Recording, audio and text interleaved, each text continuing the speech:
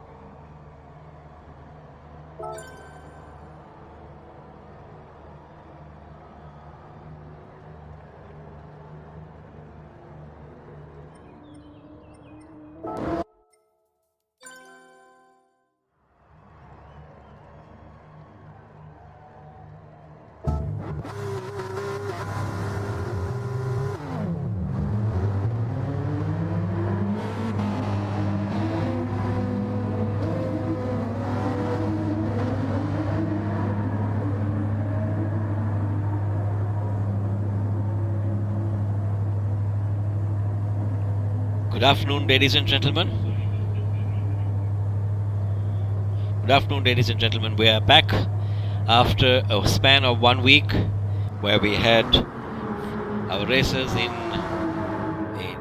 the torrential rain in Austria. We've now moved from here, from Austria last weekend to the famous track in Italy.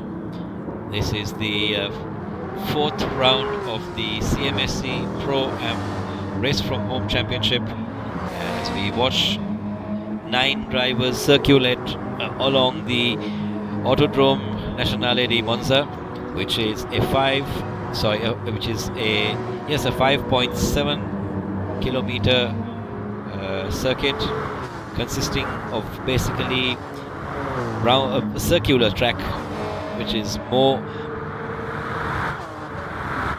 right-hand turns than left, and to make sure that the track is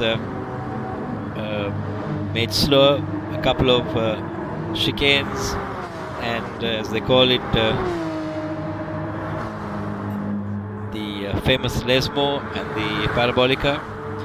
The track is the third oldest track in the world. It was built in 1922, and Formula One has run consecutively right through its series from its inception, except in 1980, I think, where they did take a break for 1 year, but it's been run right through, and it's the holy grail of motorsport, as one would say.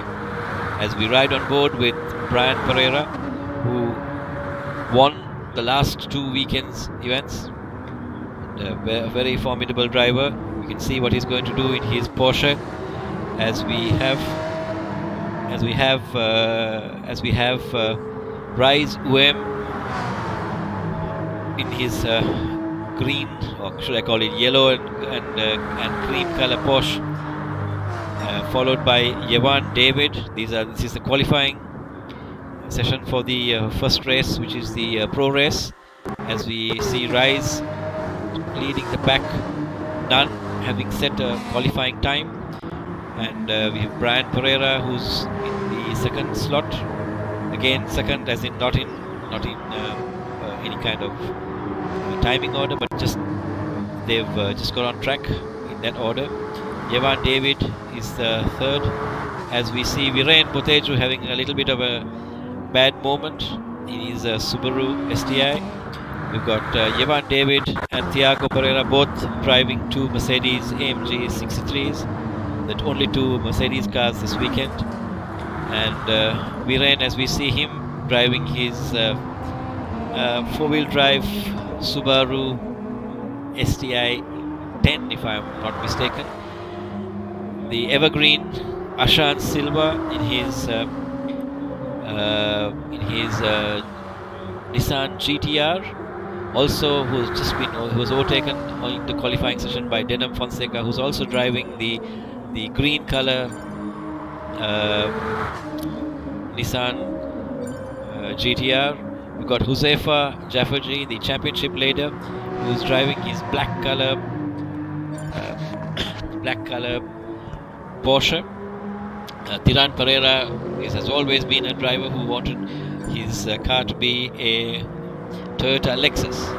So that's our lineup today. We've got 9 drivers, all vying for championship points in the 4th round of the Pro-Am Championship. This championship is brought to you by Mobitel, and we come from you. Our race control is at X Station, which is the location where you would want to buy any kind of gadget which is Wi-Fi enabled, and Mobitel today giving us over 100 Mbps speed for this uplink. Very commendable. We thank Mobitel for what their contribution and partnership and sponsorship. We've also got partners from Demo 800, the agents for Mercedes-Benz and Michelin, who are also our event partners. We've also got Pit Pass and the Sri Lanka Drivers Union as well. So we've got a whole bunch of partners here, and we will keep on reminding you who our partners are. The cars, as they circulate around this track, we wait to see who's the quickest. At the moment it is Brian Pereira, followed by Rise UM, followed by Denham Fonseca, Yevan David, Thiago Pereira, Josefa Chafferji, Tiran Pereira, and Ashan Silva and Viren Boteju. Again, let me remind you that this is the qualifying round, and the starting order of the qualifying round will always be a reverse grid. So the drivers who do get on pole, the fastest time, while the slower ones will start in front. But if you do qualify first, second and third in qualifying, you get bonus points, which is to your championship hopes. So everybody wants to go fastest, get on with the points, and then they will fight up through the race to gain their points in the final race as well. For those of you who do wonder why on earth we do this, it's to see more battles on track, so that the faster ones who are at the back of the pack have to fight up and come from the back all the way up to the front. It's important because everybody wants to see racing with more overtakings, more dives, more action on track, and the only way you can see it is that you can see the faster ones starting from the back and overtaking those in front.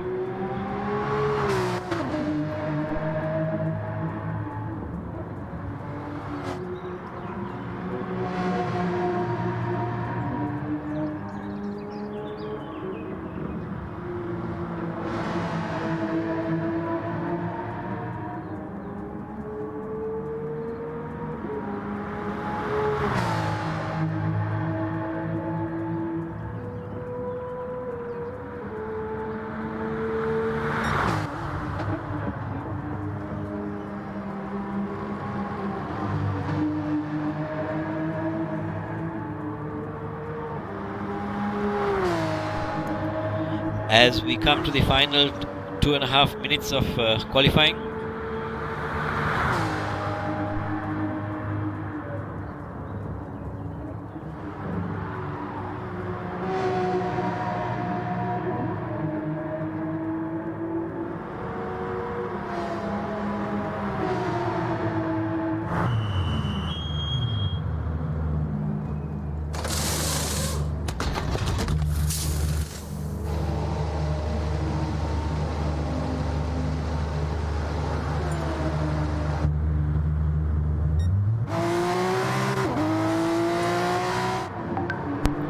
as you just saw Josefa Chafferji come in for a splash and dash.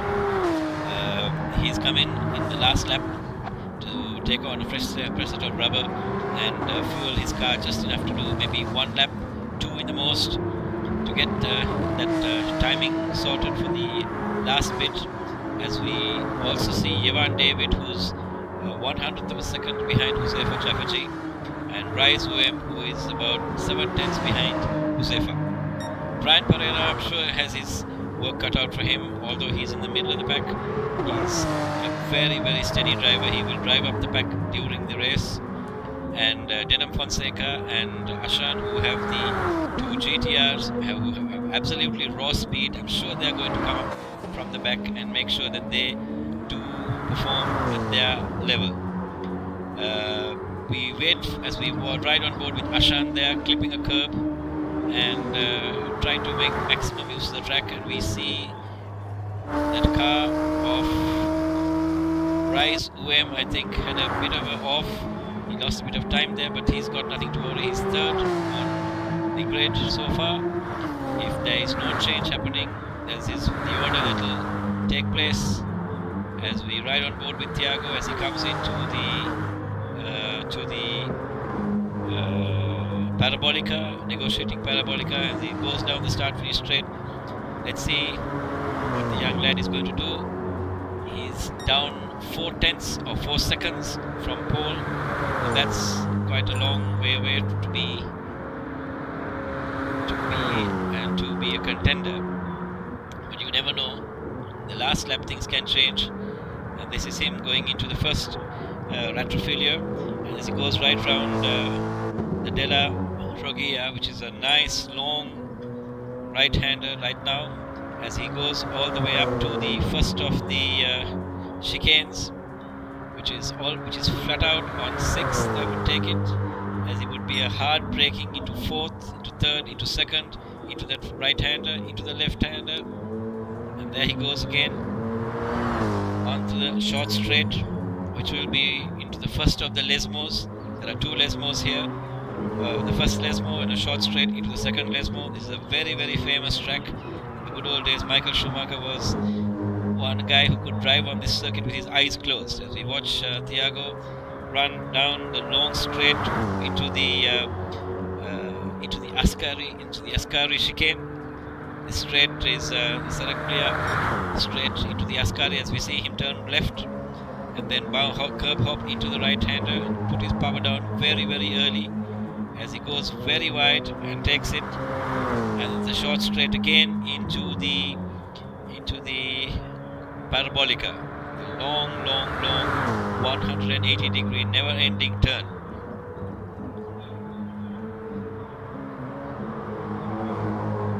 As we see him go around this circuit, let's see if he can better his time. And that's with you.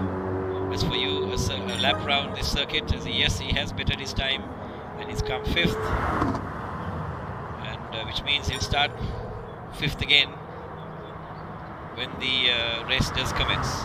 We ride again with Rai Zuem, who's I think taking it easy. He's finished his qualifying run, and there's only about 19 seconds remaining in qualifying as the first race will begin.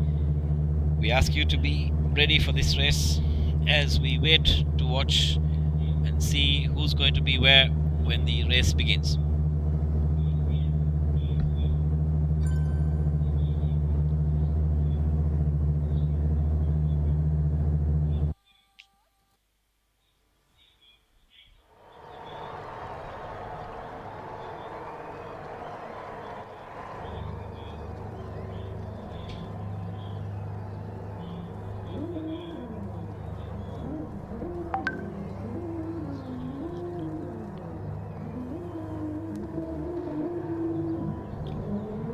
So it's Viren Boteju on pole, followed by Tiran Pereira, Ashan Silva, Denham Fonseca, Thiago Pereira, Rai Zuem, Brian Pereira, Yevan David, and Husefa Jaffaji.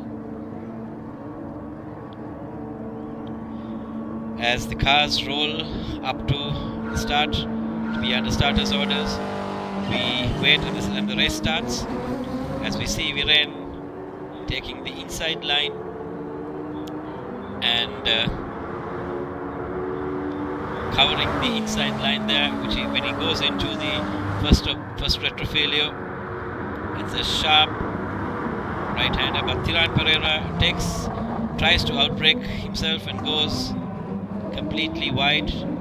That's a shame because Tiran had it there, but he missed his braking marker point there and lost it there. And as we see Viren Boteju scampering off into the sunset, he's already got a 1 second lead, and Ashan Silva, who's second, now trying to block the pathway of Denham Fonseca, and Denham and Thiago having a bit of a argy-bargy there, but this first lap is going to be something that is going to be always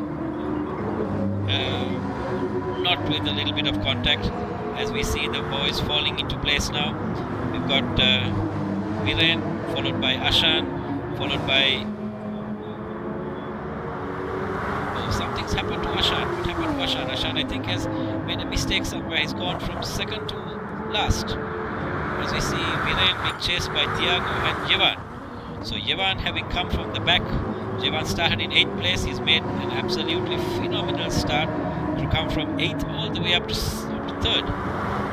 And I'm sure Thiago is watching his mirrors as the two Mercedes cars mirror each other as Viren now goes round the Parabolica into the start-finish straight, into what we call the Retrofilio Tribune straight, as Yevan seems to have got the better of Thiago. Thiago trying to get the slipstream.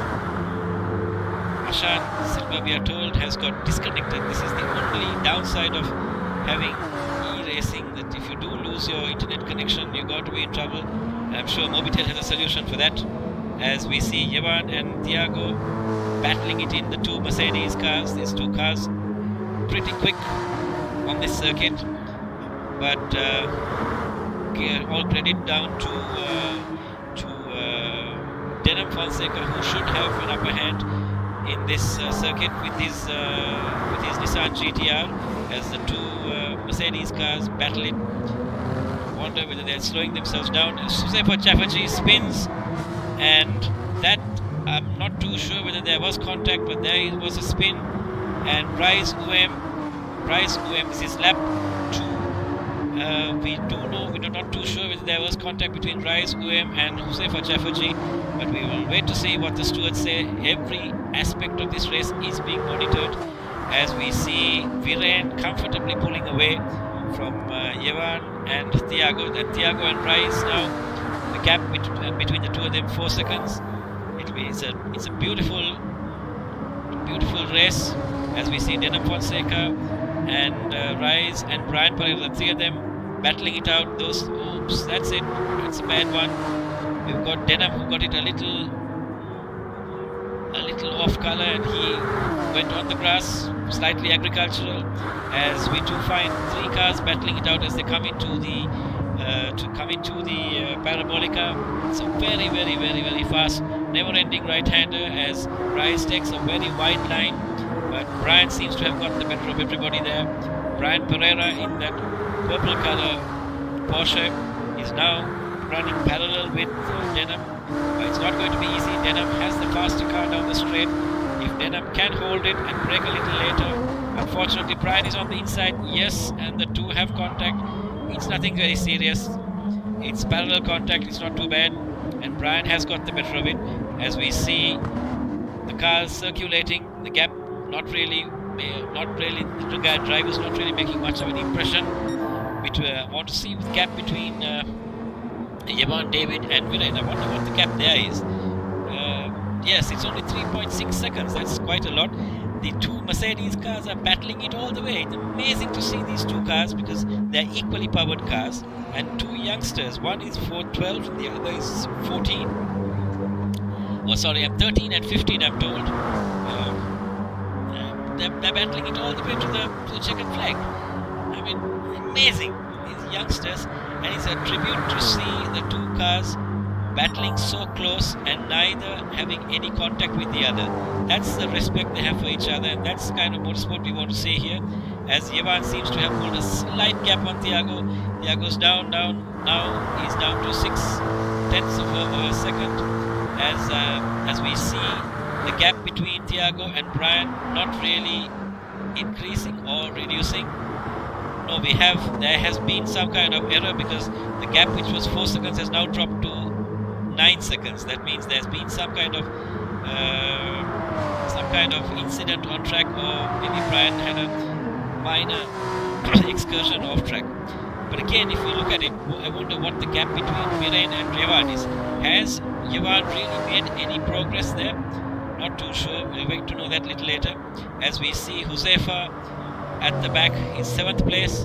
Tiran Pereira, as was also running quite high, has now come down. He's in 8th place, and unfortunately 32 seconds. So Yevan has made a slight impression on Viren, which he's got down to under 3 seconds. And it'll be interesting to see. Viren is a very, very steady driver, won't make very many mistakes, but the two Mercedes cars are holding the same gap, so that's what Viren wants to do. He doesn't want to make any huge lunges anywhere, but from what I understand, Viren will have to come in for a pit stop within the next lap, or maybe 2 laps in the most. I wonder how far the Mercedes cars can run. Yes, the Mercedes cars may be able to run 1 extra lap in relation to the Subaru, so it's going to be very interesting to see whether all 3 will come at the same time, or whether there's going to be a different pit strategy for the 2 Mercedes cars. Sabri, what is the fuel status of the other cars which we have there? So we've got Brian, who can run very much longer. The 2 Mercedes cars, I think, will have to pit at the same time.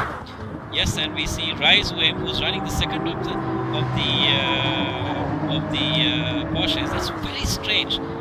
Brian Pereira running the identical car to Rise Wave, has far more fuel than Rice. Rice has almost finished his fuel in 4 laps, whereas Brian Pereira is running a totally different fuel strategy, and he's ahead of Rice as well.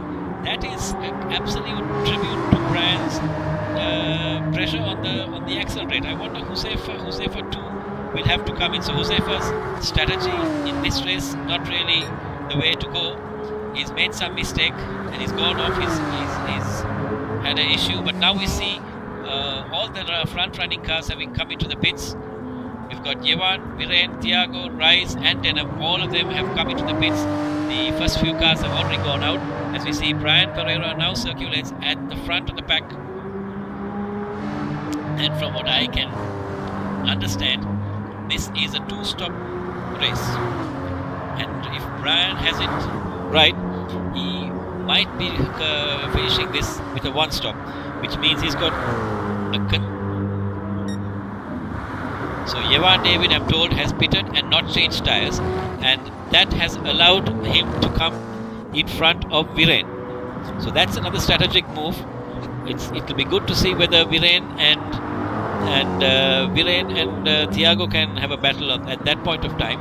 But for sure, the battle is going to be now between Yevan and Brian. So Brian has not come into the pits as yet. But customarily the STI, the Subaru, burns a lot more fuel on this track, or on any track for that matter, than the other cars. And this circuit is pretty much one of the few circuits in the calendar where the cars are with their throttle on max almost 80% of a circuit. So that makes the fuel consumption a lot more. The tire wear is relatively less because you got a bunch of long straights, hard braking corners, and the downforce is what really matters on this circuit. So as we watch Huzaifa has come in for a pit stop as he drops down the pecking order. Huzaifa does take fuel, he's taken tires as well, and if I'm not mistaken, he'll be running a set of softs, racing soft tires, which is the recommended tire for this circuit. And we have Brian Pereira in front, who's 7 seconds ahead of Yevan David. So Yevan's got to overtake Brian and make a considerable amount of lead to ensure that he can cover Brian over a pit stop. So strategy wise, at the moment Brian has it in the bag, and Yevan, Viren and Thiago will have to be happy with whatever they can do to circulate at a equal pace.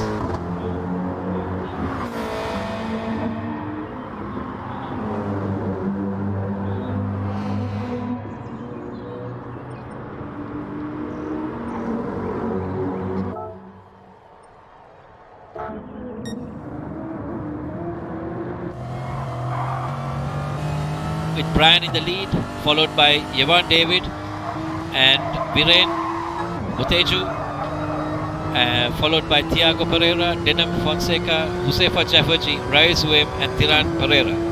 This is round 4 of the Pro-Am Race Championship 2020. This is the pro race, the professional race drivers who you see on track as we ride on board with Brian Pereira as he goes down the main straight. As Brian now comes into pit, it will be interesting to see what this boy is going to do. Naturally, it will be a tyre change as well as a fuel stop. He's got enough time on his hands as we ride with Viren, who is with a penalty. Is it Viren or is it Yevan has a penalty, I'm told. Yevan David in the front, as you can see him turns into the first of the chicanes, which is the variant de la Retrofilia. This in the good old days used to be a flat out circuit at this point, and then the circuit was changed so that you had a right left chicane, but if you got your braking point wrong, you could go around, you could go straight, but there was a very hard chicane on the inside, on the straight as well. As we ride on board with Viren, we can see Viren's car twitching quite a bit. That was a lovely view to see the car from the roof. Now we ride on board with Viren, And it's very interesting to see a camera in the middle of the car which shows where the car behind is. That's very nice to see as Viren chases Javan. Javan just 1.3 seconds ahead of Viren, and Thiago Pereira, who's 3 seconds behind Viren in the third car. So that's where we are. It's all good at the moment, but when the next round of pit stops happen, I am sure Brian will jump these guys, and we'll start off from where he left off, which is on the first spot of the order. So we ride again with Viren. Viren's car twitching slightly. It's one of the few four-wheel drive cars which are being run today, as we see Viren gathering the slipstream, and all three cars now in the same frame. Something has happened where Thiago has managed to catch Viren and Javan. What happens in this scenario is that when the battle brews at the front, the next batch of drivers will automatically catch. So the gap between Thiago and Brian being 13 seconds, Thiago's inching away, clawing away tenths and tenths, hundredths, and coming closer to the front pack. This also helps him because he's going to get a bit of a slipstream, and that really matters. I'm not too sure whether you remember a few years ago, all the cars in Formula 1 had tried to get a slipstream of the other, and they got it so wrong that they ultimately lost out the final final bit of qualifying, because everybody went for a slip and the checkered flag went down. As we see a beautiful battle brewing in the front, where we have Viren and Javan battling it out for the first spot. As we ride with Viren, Viren seems to have got the upper hand over Javan. Javan was serving a penalty, and in the time frame where he was serving the penalty, Thiago seems to have crept in between. That is going to be a race to the wire, because the gap between Thiago and Viren, oh dear, Thiago has to go into the pits very, very soon, and I'm sure so would Viren. And that's going to be a tight one, because around this corner Thiago will have to dive in onto the right and go into the pits for sure, because he hasn't got fuel to go around anywhere else. And that's going to be interesting, because I don't understand why these guys are driving because racing legs, because they're going to the pits. Sabri? Okay, so all three have decided to come into the pits. That's a relief in one sense. That's Javan, that's Viren who's in the pits. It's Javan and Thiago. All three cars have come into the pits. So Brian says thank you very much, takes the lead back, and it's good to see. It'll be interesting to see who comes out of the pits first and jumps the time clocks, as Javan manages to come out of the pits ahead of Thiago. Amazing pit strategy. I'm sure they took a little bit less fuel to cover up on that one. As we ride with Brian, very comfortable. He doesn't need to come back into the pits. He's got only 3 laps more to go. He's got almost a 3/4 tank of fuel left, and he's home and free. He's a very steady driver. He had a plan right from the start. As you might see later in the day a video of him driving, and you would have seen that happening. As we see at the moment on screen, you see what's his name, Brian, sitting and driving on a normal chair. It's an interesting thing to see this absolute race from home strategy, as we have Brian, Javan and Thiago going around the circuit. They've got 3 laps more to go. It'll be interesting to see what they can do, as Josefa has gone down to 5th. Did he do a pit stop somewhere? Not too sure. Maybe he did. It's interesting to see the cars as they circulate here. Brian has a 7-second lead over Javan, and Javan has a 1.3 second lead over Thiago. Josefa I can see coming up to Viren, and Josefa seems to have got, not yet, but getting very, very close to Viren, and Viren is not an easy guy to pass. That car is very quick. Viren is used to the track. He's going to hold this guy back. It's not going to be easy, and unfortunately the Porsche is not a car that has a lot of straight line speed, and and Viren is going to make that Subaru the broadest Subaru ever built in the world to ensure that Huzefa doesn't really take him. As you see, Viren takes the right side of the track and keeps it very, very clean on the right side to ensure that Huzefa has nowhere to go. Huzefa is a very calm driver, but extremely frustrated, I'm sure, at this point of time. As we ride with Brian, who's home and free, he's got a 5-second gap.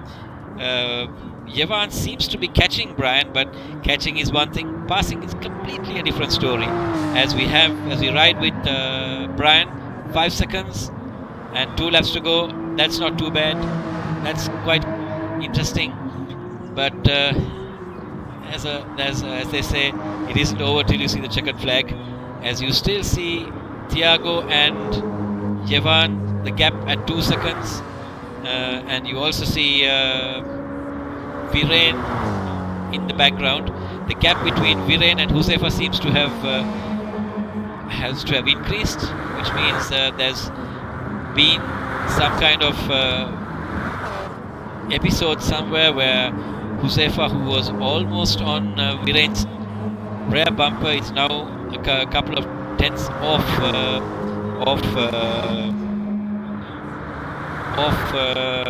Viren. So the gap between Viren and Huzefa now 2.6 seconds. That means Huzefa has lost out of about 2.5 seconds in that lap, and that's not too good. The gap between Thiago and Viren has also reduced to 1.3. So we might see a battle for third place. It'll be good to see a couple of battles, but unfortunately Viren is suffering from a 2.1 second penalty. Now that's going to be really interesting, because Huzefa is 2.9 seconds off the pace of Viren. So if something does happen and Viren doesn't manage to clear his penalty by the end of the race, and Huzefa is under 2 seconds, the place will automatically change. As we ride again with Huzefa, Huzefa is riding a very lonely race. It's got Denham Fonseca way behind, and alongside that it's got Rise, who I'm sorry to say Rise was driving extremely well, and something really went wrong with him today. Tiran Pereira, I don't know again what happened. He tried really hard, he was really quick in the practice sessions, but I'm sure he's gone off again. Maybe it's his tires, or maybe it's the concentration. Something's gone wrong somewhere down, or maybe it's just me having found the car at the wrong time. But he's trying to do his best there. As we ride back again with Jevan now still 2.1 seconds. Thiago has dropped to 4.2. I wonder what's going on with that boy. He's still 1 second away from Viren, and with 1 lap to go. As we watch Viren also still having that 1.9 second penalty on his clock. It's gone up to 2.9 now, and that's not too great as well. And as we ride, Huzefa has dropped the gap from the 2.8 second gap to 4.6. So from the looks of it, if nothing happens at the top, the race order will remain with Brian, Jevan and Thiago 1, 2, 3, Viren in 4th, Huzefa in 5th, Denham Fonseca 6th, Rise Williams 7th, and Tiran Pereira 8th. The stewards watching this race today very, very cautiously is Sabri Salam, Sam Hinkender and Akri Amir. Akri is doubling up as the chief communicator, while Sam is the race director, and Sabri is the chief steward for the day.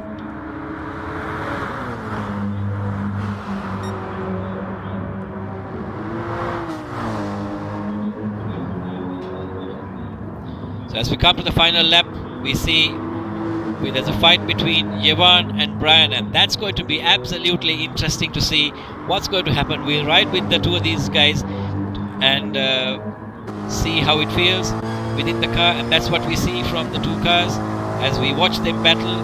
This may be esport. There was contact there. There was 2 moves in that to block the corner. That's not on. Stewards have taken note of that. There was a little bit of two moves. You're only allowed one move to cover your line, and the stewards have watched that. As you see, Jevan David now takes the lead into the final of the Parabolicas. He breaks absolutely late. Brian doesn't give in there and goes a little wide, dives down the inside and takes the place back. I'm sure the stewards will have a look at that one.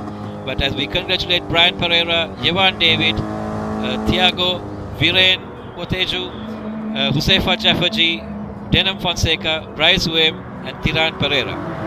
That's the order of race 1 of the Pro-Am Race from Home Championship. This is the professional drivers race that you just witnessed. We'll come back to you as soon as we are ready with the commentary for the amateur race, race 1, which will be starting shortly.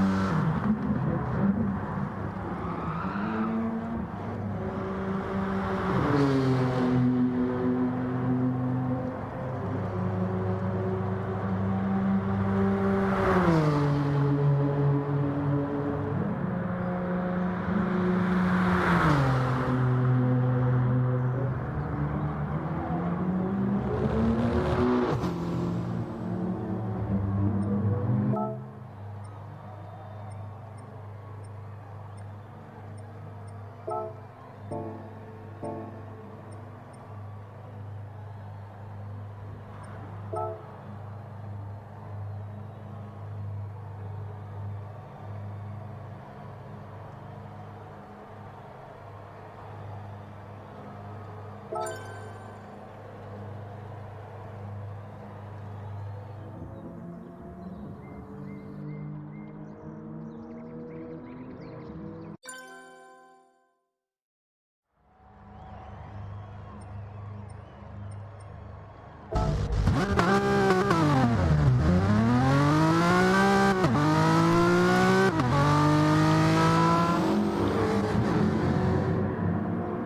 we're back.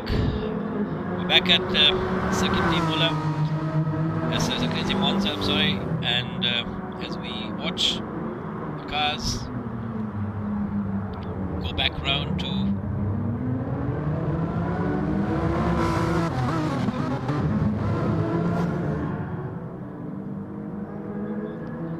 cars coming out of the pits. We've got 7 drivers here: Calvin Kingsley, Inuk Mathumarachi, Sam Smith, Irfan Fuad, Adam Junaid, Shanaka Bandara, and Mevan Pereira. This is the amateur race 1.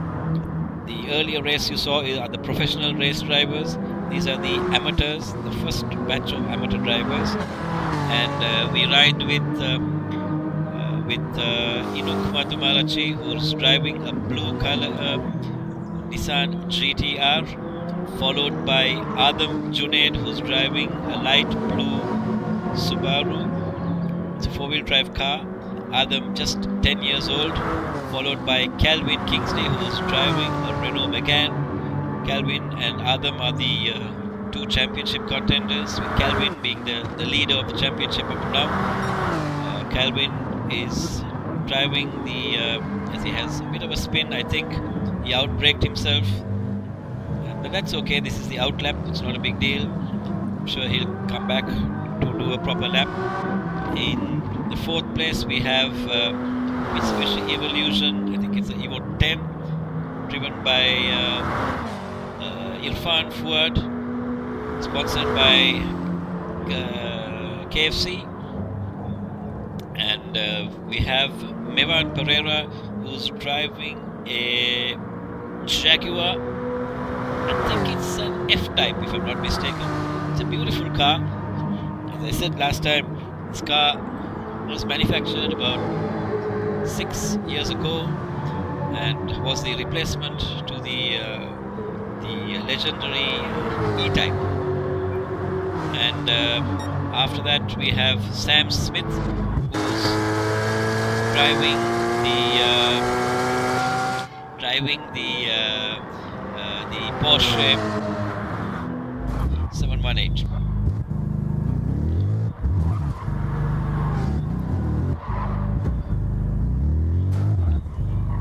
And unfortunately, we have Shanaka Bandara. Something has happened to his car.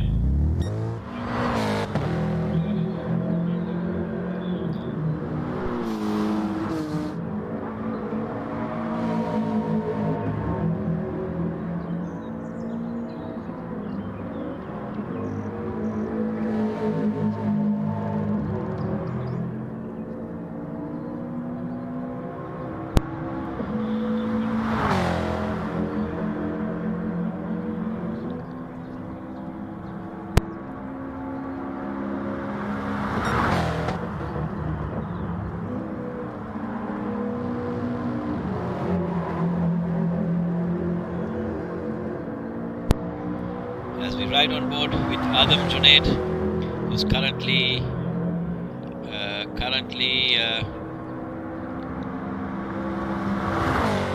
still on his first lap of timing.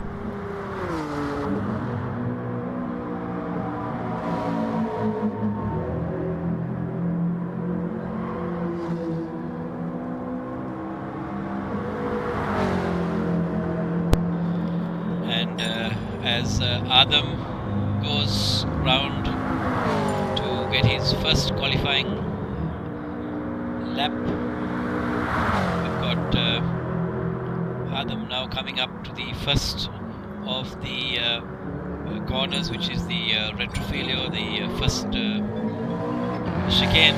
We'll ride with Adam this lap. Let's see what the young lad is going to do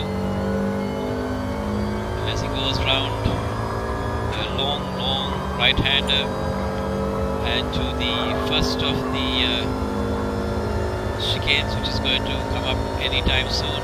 And you can see him braking at the 75-meter board, and he turns left and turns right, and that is the first of the De La Regolia. And he comes back to the first of the Lesmos. This is one Lesmo. He misses the apex a little, goes right, wide. That's okay. Adam knowing exactly how to handle this car, and goes around the second of the Lesmos as he comes down the short straight with a little kick to the right, which comes up to the Ascari chicane, the variant of the Ascari as they call it in the good old days, now better known as the Ascari chicane. You can't run very sharp on these curbs because there are very sharp curbs which make sure that you don't run them too wide. This track, which is 5.7 kilometers in length, has been running since 1922. It's one of the oldest tracks in the calendar, and the third oldest track in the world actually. The first track was in Brooklands in the UK, and the second track is in Indianapolis, and Monza was the third track. Monza in the north of Milan. This track was built in 1922. As we go, we follow Adam into the pits, and Adam does a quick tire change, and we ride with Calvin Kingsley, who's gone off a little bit, but nevertheless he's got the fastest time for the day, and he's 5/10 faster than anybody else. And it is very creditable to see Inuk Matumarachi, who's in his GTR, who's come second in the qualifying up to now.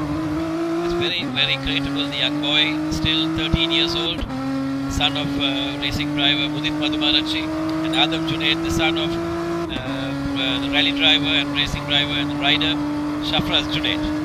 Mevan Pereira, who is the brother of Kevin and Brian Pereira, who are also taking part on the e-racing platform with us. Brian and Mevan and Kevin, all three have been racing formulas and go-karts, so that's their background. We've got Irfan Fuad, who's very, very well known for his driving on circuits in Sri Lanka and in the Honda.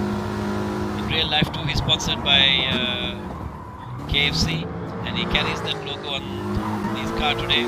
Shows what he is doing. And there we see him as he goes into the first of the Lesmos, and the little short straight into the second of the Lesmo. Another car which is handling beautifully. So we've got one Renault, one Nissan GTR, one Porsche, one Subaru, one Jaguar, and one Mitsubishi. So all 7 drivers in this pack driving 7 different cars.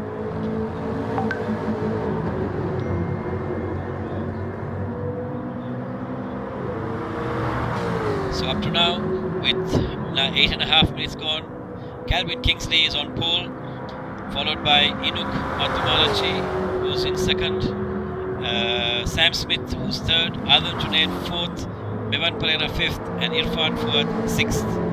Again, this would be a reverse order race where the person who's sitting at the back of the pack would be the one starting the race in front. So championship points will be awarded to the 1, 2, 3 of under qualifying. So at the moment we've got Mevan Pereira, who's outpaced Calvin Kingsley, and the starting order for the timing for the moment is Mevan Pereira, Calvin Kingsley, Inuk Matumarachi, Irfan Fuad, Sam Smith, and Adam Junaid. So Adam is at the moment 6th, but when the reverse grid starts, Adam is naturally going to start on pole.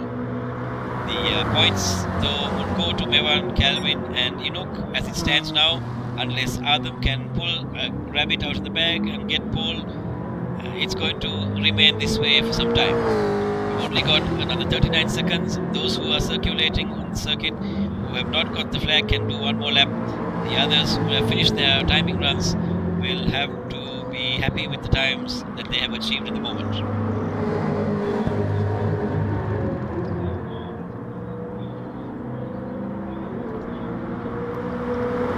This is round 4 of the Race from Home Championship organized by the Ceylon Motorsports Club, sponsored by Mobitel, and we are at the wonderful excursion where all this the race control is taking place.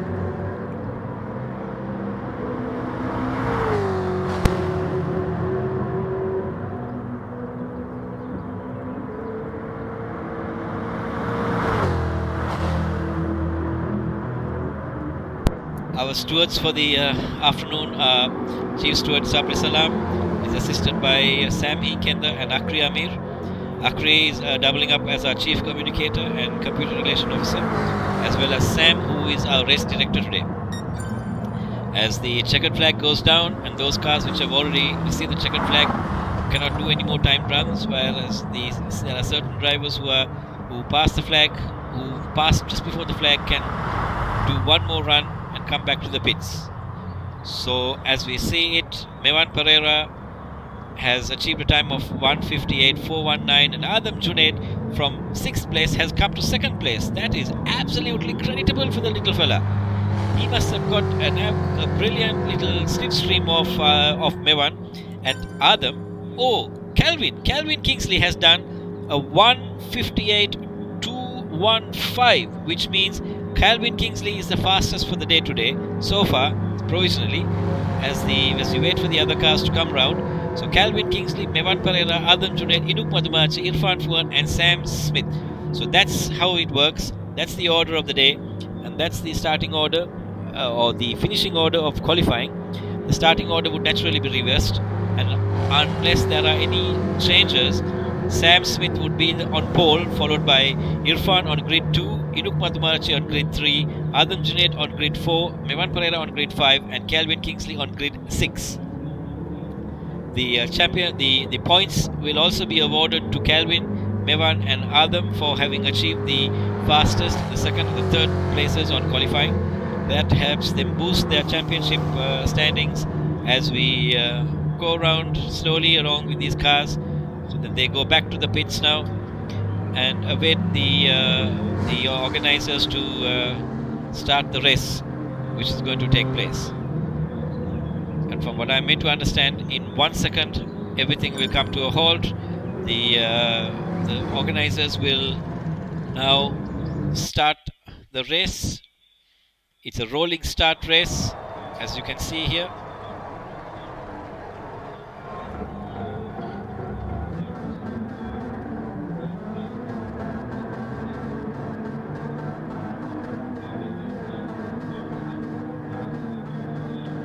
So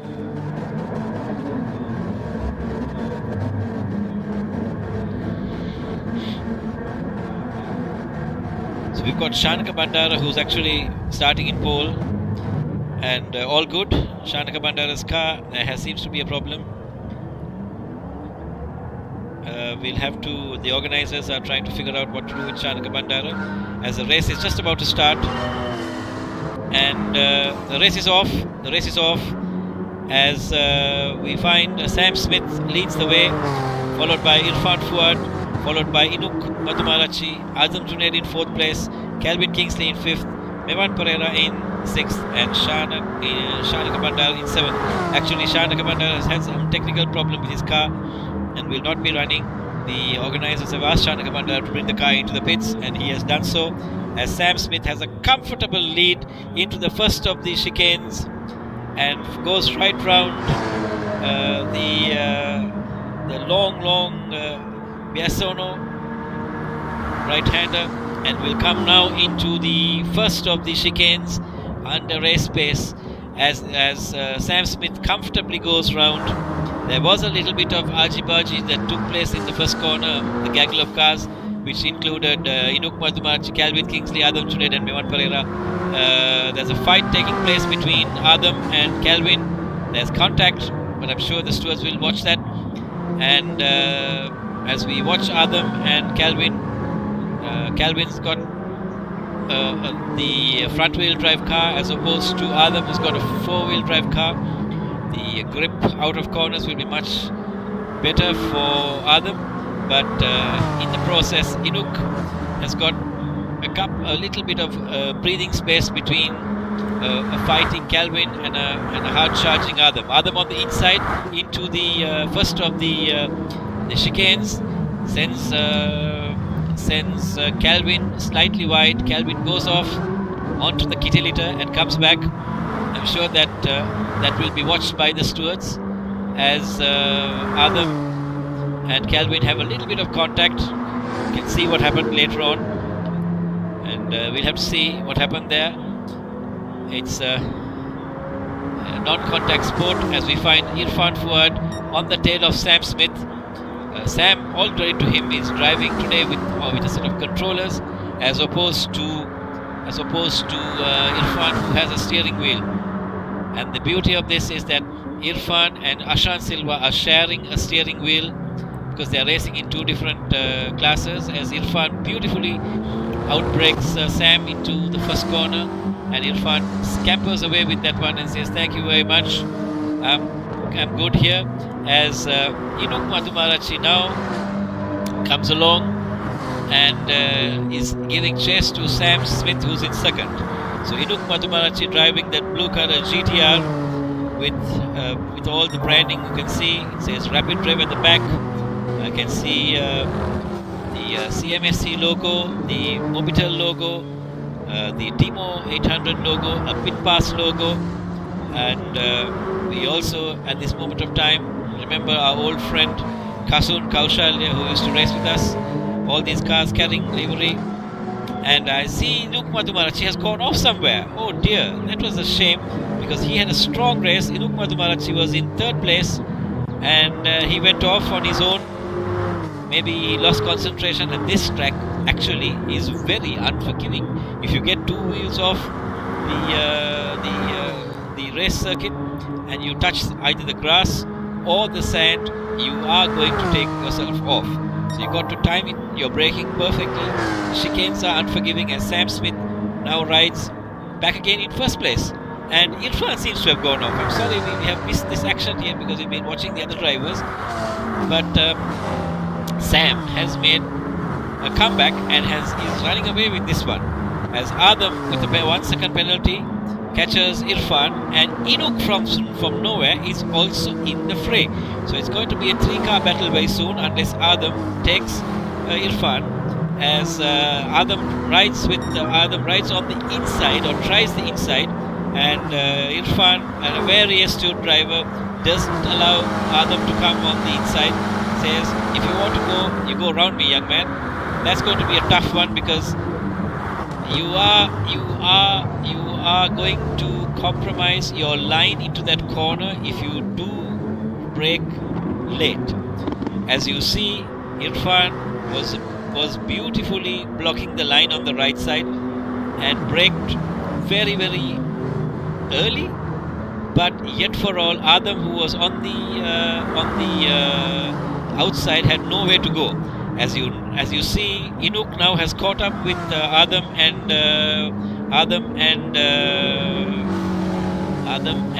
Irfan, and it's lovely to see a Mitsubishi being chased by a Subaru and being also chased by a Nissan.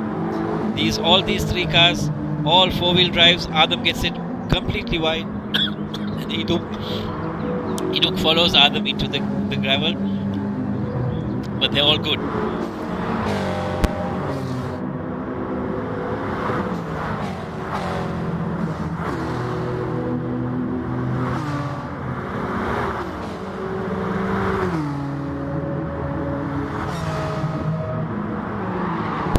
While you were away, Mevan Pereira managed to get the better of Inuk. Inuk ran wide into one of the Lesmos, and by the time he came back, Mevan had was perfectly poised to take this battle all the way. As we ride with Calvin Kingsley, he is last, but has a 1 second penalty as well.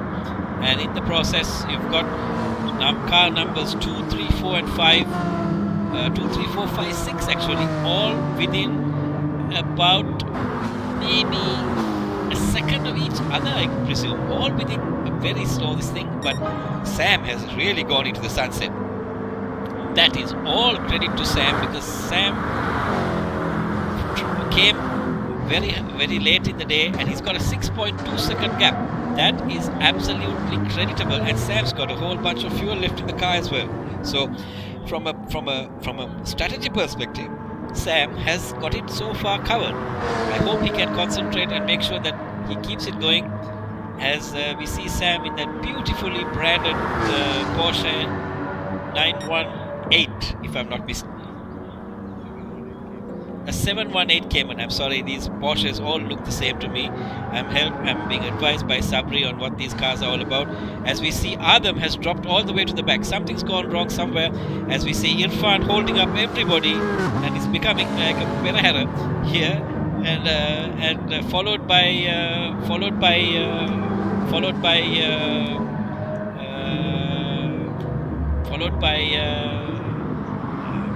Calvin and Enoch. I think there was some contact. The stewards will have to look into this. We missed it while the camera was being sent somewhere else, and we'll go back to riding with Calvin and Adam to see what the action there is all about. Can go over to ride with Calvin and Adam. As we stand from here, we can see Calvin has got his place back, and Adam gets it very wide and is chasing Calvin. Calvin also not giving up, and Enoch in the picture, the little boy who's all by himself at home. I'm told the father and mother are out, and Enoch is all at home driving the Race from Home Championship as Adam runs wide a little bit. I'm sure these guys are really racing tooth and nail. They've all got to come in for a pit stop very soon, and Sam, Adam, Enoch have all come into the pits, as Calvin, Mevan and Irfan have decided to stay out a little longer. Mevan has quite a bit of fuel, and I'm sure they're all on a single stop strategy, whereas the others have already got to do a second stop. So when they come out, Sam is ahead, Enoch, and then it's Adam. So Enoch has managed to overtake Adam in the pits. As we watch all the cars coming, everybody seems to have a penalty, and there's one car stuck somewhere. I can't really see which car it is, and I think the car is out again. Adam is at the back of the pack. Something really went wrong for him. I'm sure if there was contact, they will save the replay and send it back to see it from different angles. As we ride with Adam and Sam, I wonder where Sam is in this whole process.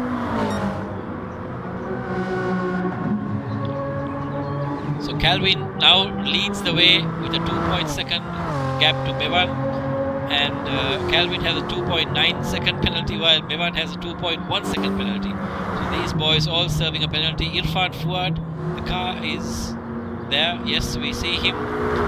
And Irfan in third place. He's got a 3 second gap to Mevan Pereira, and Irfan too can run this, I think, with a one-stop strategy. So that's absolute credit to them.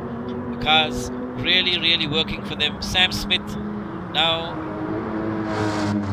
Sam, if he plays these cards right, can run this thing on a single stop. I think he might be able to work this on a single, because we are just about at the halfway mark, and if they do look after their tires, a pit stop is worth. Okay, so Calvin has gone into the pits, and Sam is just coming around the Parabolica.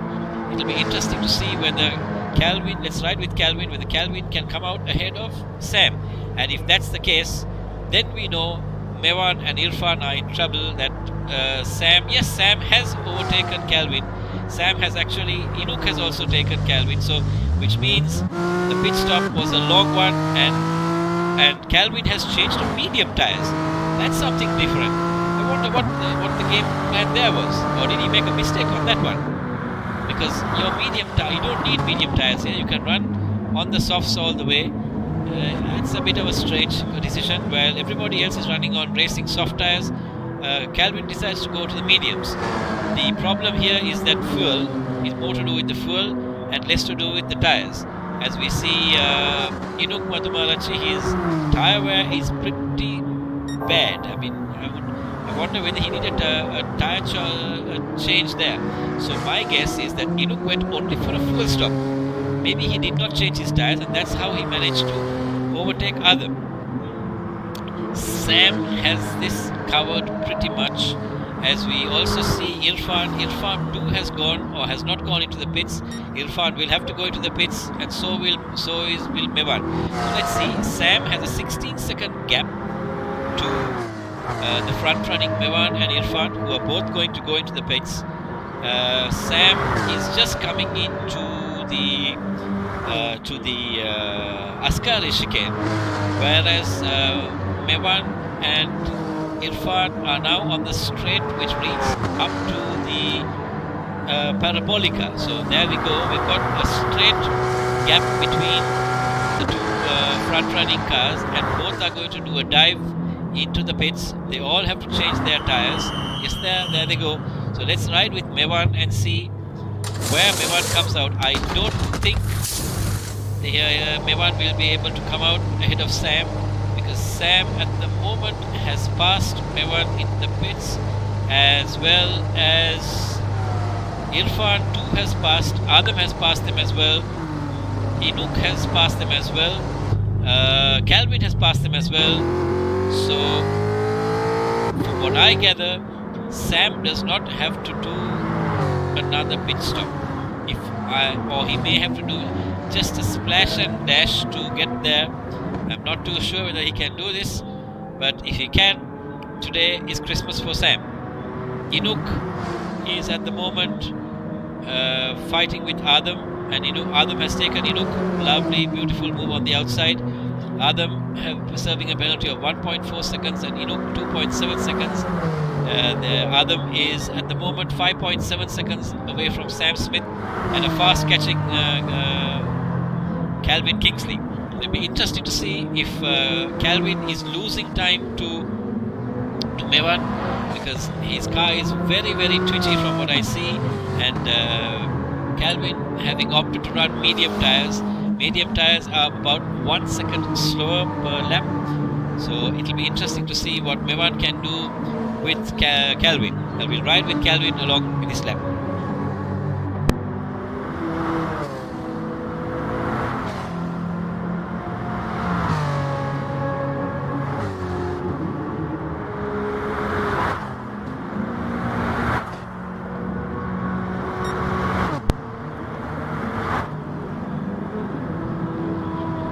The gap between Adam and Calvin not really reducing, which means the gap between Mevan and Calvin is reducing. So that goes to show that Adam is pulling away from Calvin and Mevan is catching Calvin. So that's going to be a bit of pressure on the young lad, even though he's got one pit stop less. I think Calvin and Mevan are both on a similar strategy, and the gap between Calvin and Sam is now 11 seconds. So even if Sam does come in for a splash and dash, he might come in in the minimum in third place, whereas Inuk and Adam both will have to come in for another pit stop. So Adam and Inuk, they are fighting for the third place, for second place, as I would say. Adam getting in slightly sideways as we ride again with Calvin. Calvin having all kinds of trouble. That is purely on, my opinion, is about the tire choice that he made. He could have gone on the racing softs, whereas he went into the mediums, and that's not really helping his cause. The gap now going to 4.7 seconds between Calvin and Mevan. One slight error of choosing the wrong tire, and that's gone and put him in the sin bin. That's a shame. As we watch Calvin being caught by Mevan and Irfan too in the same picture. So Irfan is going to give Mevan a bit of pressure at some point of time, and Irfan too can run all the way to the finish. So that's interesting. Irfan has almost the same amount of fuel as Mevan and Calvin. So those three guys in the back are going to go all the way to the checkered flag with absolutely no pit stop needed. Calvin has managed to pull a slight gap to Mevan, and I'm sure that's due to the fact that Mevan is under pressure now from Irfan. While we ride with Inuk, and I'm sorry, Inuk might have to come into the pits, and Adam is really on a we'll have to do a splash and dash on this lap. I hope the lad goes into the pits. Yesterday he made a fundamental error and ran out of fuel on the practice sessions. So now he's learned from that. I'm sure Father Shafraz Junaid, who's his manager, has calculated this thing to the T as Adam comes into the pits. So Sam and Adam are both in the pits. Yes, he's taking on a set of tires as Inuk, Adam and Sam have all come into the pits, and from what I can see, Calvin, Irfan and Mevan are out on track. So Sam, all credit to him, he has come out back in front even after a pit stop. That is absolute credit to Sam. Sam is on racing soft tires. He's not changed his tires. He's managed to stay on the same tires. And there's been a little bit of action there. The stewards are getting a little active. I'm sure something has happened, and the stewards are having an eye on this as we see Sam coming from on the outside. Absolute credit to Sam, because Sam is running with a controller, not a steering wheel. So that is much harder.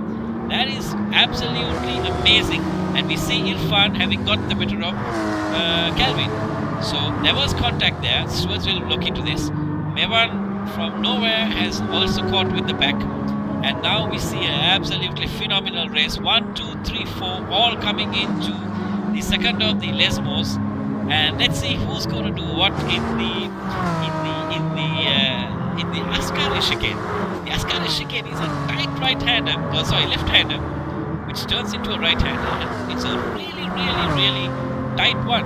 Sam has it covered. He's got gap. So has Irfan. So has Calvin. So the three of them fight there to survive. And they survive another day, another lap. But it's really fast. And we see Adam at the back fighting with Inuk. I don't know what went wrong today. The strategy went wrong. And Adam was also a little uncomfortable with the track from what I see. I mean, he did a very fast qualifying run. And Irfan has taken Sam. That's another beautiful overtake by Irfan. Coming into the Parabolica, he lined it perfectly, got a good slip out of the corner, and said thank you very much, Sam. But Sam is not giving up. Sam has got on the tail of Irfan, and that is going to be interesting because Sam is getting a good slipstream. Sam looks at the outside, then the inside, and he's got it there as Irfan moves across to cover his line. Beautifully done. Sam is a very clean driver as well. He lost a little bit of momentum in the middle of the corner. I think he lost concentration. He lost a little momentum, and that gave Irfan a little breathing space. So the gap between 1, 2, 3, 4 pretty much equal. We've got 2 laps more to go. It's anybody's game right now. Anyone can make a mistake, and there'll be a place change for sure. The beauty of it is that all 4 drivers who are leading 1, 2, 3, 4 have no penalties to serve. So whatever they do now on track is what is going to happen. So it'll be interesting. It's nice to see clean racing. I hope there is no contact. The stewards have seen some contact, and they will be analysing this and meting out any penalties if they desire or if they are required to do so. As this is the first of the amateur race events that we've seen. This is the AM Race 1, as we just finished the professional drivers racing event a little while ago, which was also a very hard fought race. And now we have the amateur race 1, where we've got these 6 drivers who are taking part. All due credit to everybody here, and we've got Irfan Fuad in front, Sam Smith in second, and Calvin Kingsley in third place. So the gap between 1 and 2 is a mere 8 tenths, and the gap between 2 and 3 are 2.8. So the gap between 1 and 2 is really close as they come back into the Parabolica, into the straight. The straight is very well known as the Tribune Straight, the Retrofilio Straight. Some call it the Tribune Straight, some call it the Retrofilio Straight. Either way, it's the main straight. It's almost 1 kilometer straight right down to the first of the Retrofilio chicanes. As a tight one there, as Irfan very understandably guards the inside, moves across a little bit to make sure that his line into the corner is not compromised. Sam is very clean, and we see a battle brewing for third place as well, as Mevan Pereira is, oh no, and Mevan goes off. that was bad luck. Mevan had it in the bag there, and Mevan goes off, and that sends the young lad all the way down again. So he's lost about 7 seconds there. That's a shame. Mevan had it there. I'm sure Mevan must be kicking himself, and Mevan's brothers, Brian and Kevin, along with the father, someone must be watching this thing very, very cautiously, and being very sad about that situation.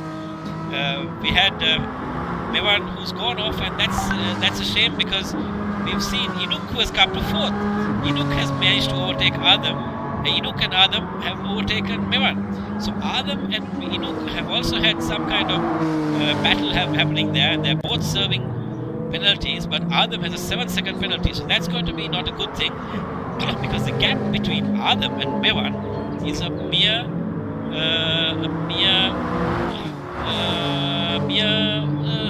4 seconds.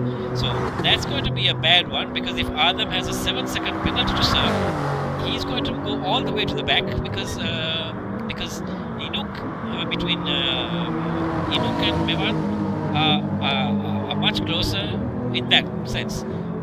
As we see, Inuk has also received a penalty, which means if this position stays as is, Mevan will end up in 4th place.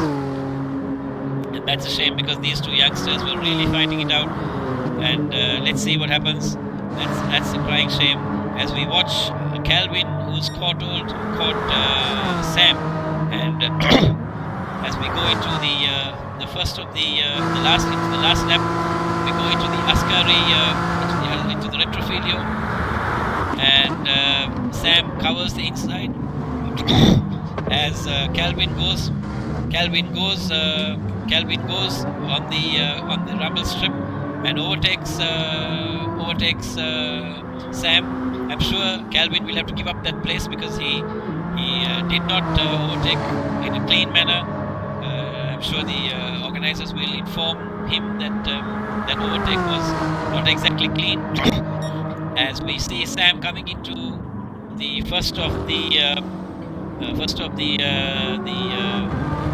chicanes, which is the Variant and Ila Rigolia. As they come into the first of the Lesmos, Calvin Kingsley outbraked himself there in that first corner. That's a shame, but nevertheless he's in second so at the moment, and the final lap is on. As we ride on board with Calvin, as he goes towards the checkered flag, and we see a fast-moving Adam Junaid, followed by Inuk Madhumarachi and Mevan Pereira. So if I were Mevan, I'd just sit in the background and wait, because all these youngsters have a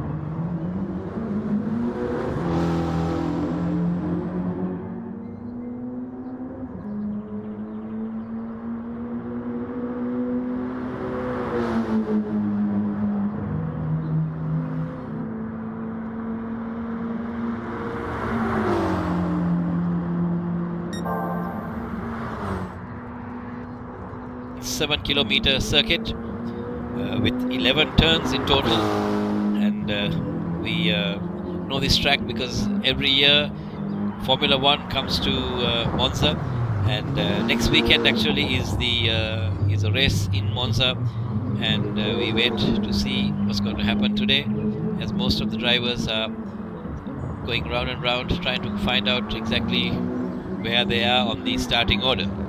Again, as I mentioned earlier, this race is spread over a period of 12 laps, and the order of starting will be in reverse grid. So whoever who gets the fastest time today will start at the back of the grid, but they will be awarded bonus points for their position in 1, 2 or 3. So that's where it is, and that's how it is. We've got Dasun Ranatunga chased by Afghan Nizam, Kevin Pereira in 3rd place, Sachetana Patirana in 4th place, Adesha Kitwit in 5th, and Anita Boniface in 6th. Anita, we have to give her all credit because she's the only lady who's taking part in our Race From Home Championship, and we do congratulate her and we wish her all the very best. It's nice to see a lady who's taking part in this, and it's interesting to see as she goes around this circuit. We'll ride on board with Kevin Pereira from an inside view as Kevin goes into the first of the chicanes, into the short straight. The straight that we saw him going into was the Ascari, and now he comes into the first of the Lesmo curves, the first of the right-hander short straight into. I'm sorry, that was the second of the Lesmos, and then he rides up into the short straight, which is the Seraglio straight. And now he comes into Ascari, which is a nice left-hander, and into a right-hander, back again into a left-hander, and the short straight, which will come into the Parabolica. So if you are riding on board an F1 car, right about now would be the DRS detection point, and go right round the Parabolica, which is a long right-hander, as we see Kevin Pereira finishing his qualifying run, and that one he had all 4 wheels off. I'm sure the stewards had a look at that, but he's okay. Coming into the Parabolica, as Kevin Pereira manages to get the second slot of the timing run. He's actually 4 thousandths of a second, sorry, 400ths of a second behind Dasun Ranatunga. That's absolutely close, and Afghan Nizam is a little further away. And with all due credit, Anita Boniface has come in 4th. So that's a great run by that lady. This is our second race, as we are now under starters orders. Adisha Kitwit, who's qualified at the back, he will now start in front. So it's Adisha Kitwit, Sachetana Patirana, Anita Boniface, Afghan Nizam, Kevin Pereira, and Dasun Ranatunga. So Dasun, having clocked the fastest time, will start at the back of the pack, and we'll ride with these guys as they come under starters orders. It's a rolling start. The lights go green only when the cars have come past the pit lane and somewhat close to the start-finish gantry. And right about now, that's right, and Adisha gets the green light, and he's put the foot down. These cars all very close, and let's see what they can do as they go into the first of the Retrofilio chicanes. 3 cars abreast. No, they're not. Adisha has it nicely clean in the bag as Sachetana Patirana manages to go around very cleanly. Anita Boniface was 3rd, could have kept her place, but she very conservatively braked a little early, which allowed Afghan Nizam to take the place from her. That's fine. Anita is still learning. I'm sure she will learn. She's the wife of Denham Fonseca. Denham must be sitting next to her, giving her all kinds of information. As we see Dasun Ranatunga and Kevin Pereira both having a little bit of contact coming into the first of those corners, and as the cars now come past the Regalia, the Rogia chicane, I find it difficult to pronounce this, and that was Kevin Pereira and Dasun Ranatunga having contact in the first of the Lesmos, the second of the Lesmos, and all three cars very close. There is contact between these cars as Afghan Nizam gives a small sideways step to Sachetana Patirana as well. And Adisha Kitwit has gone off into the sunset as the other cars they are riding alongside each other. Dasun Ranatunga has got the better of Anita Boniface, and Anita now in last place, but she is fighting hard as Afghan Nizam, Sachetana Patirana, Kevin Pereira and Dasun Ranatunga chase behind Adisha Kitwit as they come into the long right hand parabolica. This is a 700 to 750 meters straight between the straight from parabolica up to the breaking point of the main straight, which is the Tribune Straight. And as we see, Kevin Pereira in second place, followed very closely by Afghan Nizam. Afghan, I think, has got the better of Kevin because the Lamborghini, having far better legs and far better speed down the straight, has got the better of Kevin Pereira. Kevin managed to get a better drive out of the corner. I'm sure he will take a switchback and come back at Afghan. Dasun Ranatunga right behind the two of them. Stewards are reviewing some incident which has taken place between Kevin Pereira and Dasun Ranatunga, which will be reviewed after the race. And that's a shame because we envisage and we encourage drivers to drive with the least amount of contact, and Anita Boniface actually dived down the inside of Sachetana Patirana. Brilliant move on the ladies' part.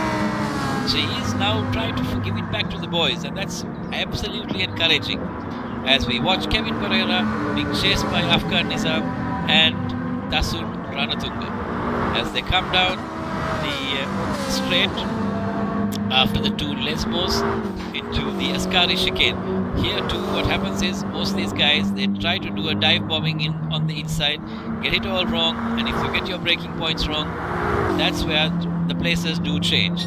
As we see Adisha Kitwit having a 4.8 second lead from Kevin Pereira, and Kevin Pereira now having a very, very small lead between to Afghan Nizam.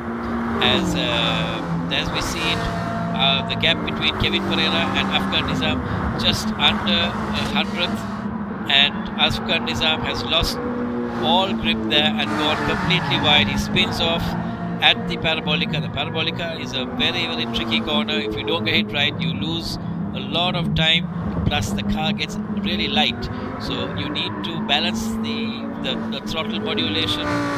The brake has to be properly kept and enforced. You can't press it, you've got to squeeze the brake in very gently. It's a left foot braking scenario in these things with paddle shift changing, so you've got to gear it right, press it right, not too much pressure on the throttle. As you see, Sachetana Patirana losing complete control into the first corner and going straight. As all the cars there miss the first corner and do take a penalty. The game automatically gives penalties if you do something which is not acceptable, which is a tribute to everybody. It helps us, the officials, and the officials have to only look at what really happens off track.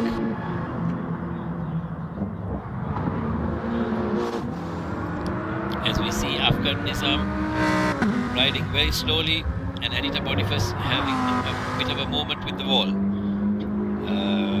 We ride with Sachet Patirana, who's also serving a 4-second penalty.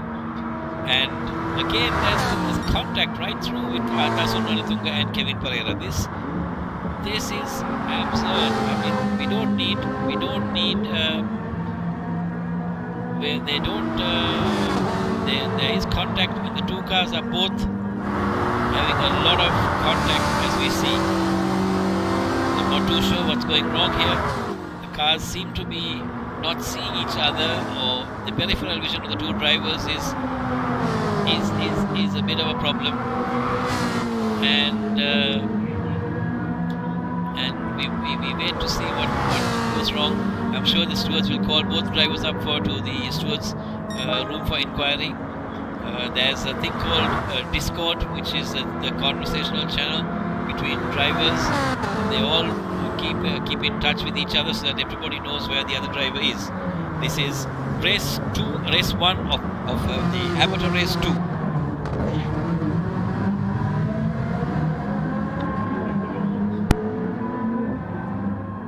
As Dasun Ranatunga has now overtaken Adisha Kitwin. I'm not too sure exactly what went wrong, but Adisha has dropped a lot of time. We have gone off somewhere. Adisha was leading by about 4.5 seconds, and now he has been overtaken by Dasun Ranatunga. That is a little bit of a question mark, because you see Adisha Kitwin is now losing time to Kevin Pereira as well. So either Adisha has changed his fuel strategy somewhere, or he's trying to do a bit of a coasting session where his pit strategy has changed down in the middle of the race, and he'd rather let these guys go without burning his fuel and his tires.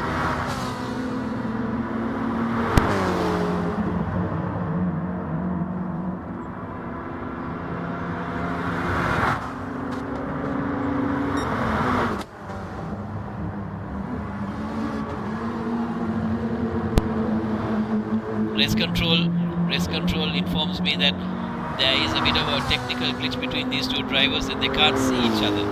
So that causes a bit of a problem where Kevin can't see Dasun, and Dasun can't see Kevin, and that's one of the problems that do happen once in a way.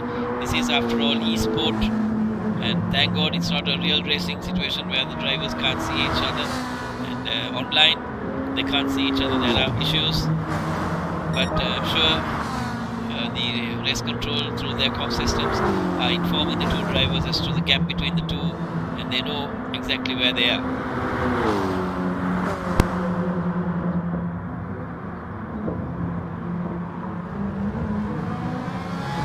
The gap between 1 and 2 now 3.5 seconds. Adisha Kitwith has fallen to the back and is about 4.5 to 5 seconds away.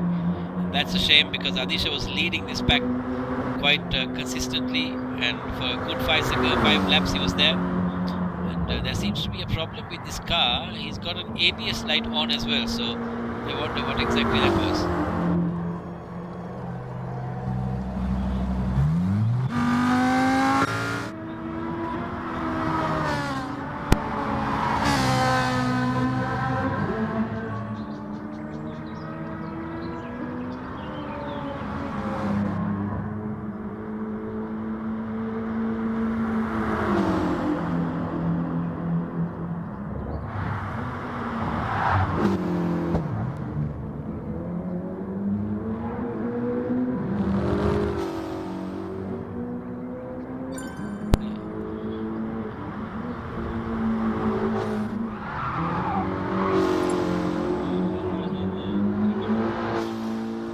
So as we go up to the 5th lap, we haven't seen anybody dive into the pits as yet. We've got Dasun Ranatunga in the lead, but from my understanding, they will all have to come into the paddocks very soon. Kevin Pereira is the safer one out of the lot. He can manage to run a little longer, so I presume he is also running a single stop strategy. But Adisha Kitwith, Dasun Ranatunga, Anita Boniface will also have to come into the pits. Whereas Afghan Nizam, I think, may have gone into the pits and changed his tires and fueled up again. So his strategy is completely different. He's on a two-stop strategy, whereas everybody else may be on a single-stop strategy. So if they get it right, they can run all the way to the finish with the existing one stop that they have. Sachetana has lost a good part of his tires because his tires seem to have depleted a lot more than his fuel. So he's having a lot of tire wear, whereas Kitwith is pretty steady in what he's doing. His tire wear is okay. Kevin Pereira is the same. He's managing to hold on to his tires, and if he can do another lap or two, that means it's a sure one-stop strategy. Dasun Nalatunga, from what we see, the fuel light is blinking, which means very soon he'll be informing his pit crew to be on the standby that he will be coming into the pits for a pit stop. That's going to be Dasun Nalatunga's first and maybe his only pit stop if he can drive the second stint cautiously and safeguard his fuel, because the other drivers would be able to do a lap, at least one lap more than him. So there we go. That's Dasun Nalatunga in his Ferrari. 458, I'm told.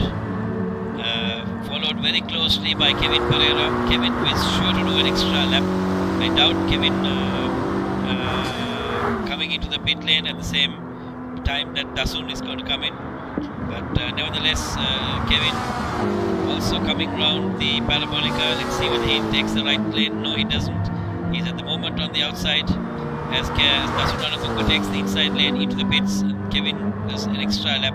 It'll be very, very nice or interesting to see whether Dasun can fuel and come out before Kevin does the next lap. So Kitwith and Dasun have both come into the pits. Dasun has actually timed it to such a level that he's been running on fumes. He's got only 0% fuel left in his car, as Kevin, Sachetana, Anita and Afghan Nizam continue along their way to clear another lap.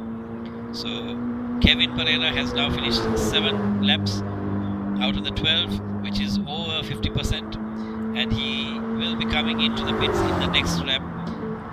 We'll see Dasun having a 25 seconds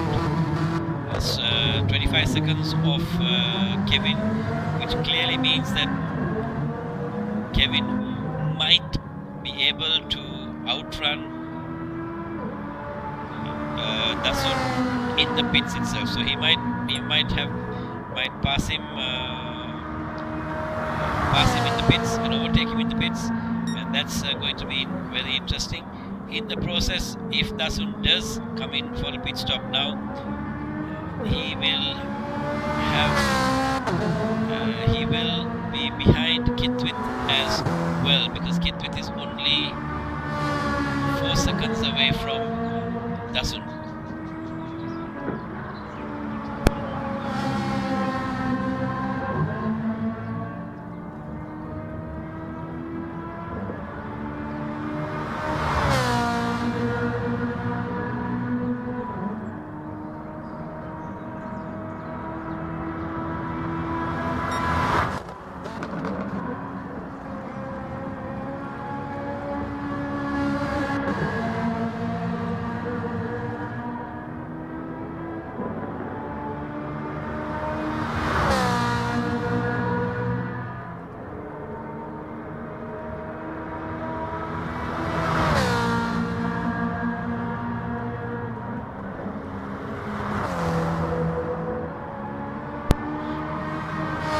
We've got Kevin Pereira in the pits, and we've got Dasun Nalatunga at the moment coming down the Parabolica, as Dasun now passes Kevin in the pits. Kevin has managed to maintain track position over Dasun, just a slim margin of 1.5 seconds. They come into the first corner together, and Dasun can see Kevin, or Dasun can't see Kevin. We don't know what it's all about, but we ride with the two of them to ensure that they know where each other are. The officials now getting ready to inform the two drivers that they are being chased by the other, and we ride with Dasun, and we've got the gap now to just under a second, very close to a DRS range, as Adisha Kitwith also comes into the same frame.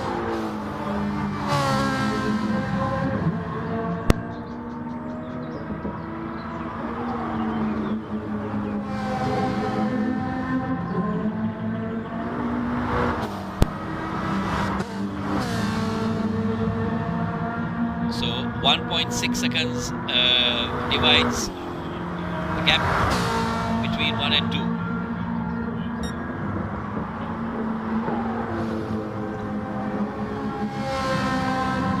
As we go into lap 8 of this very, very long 12-lap race.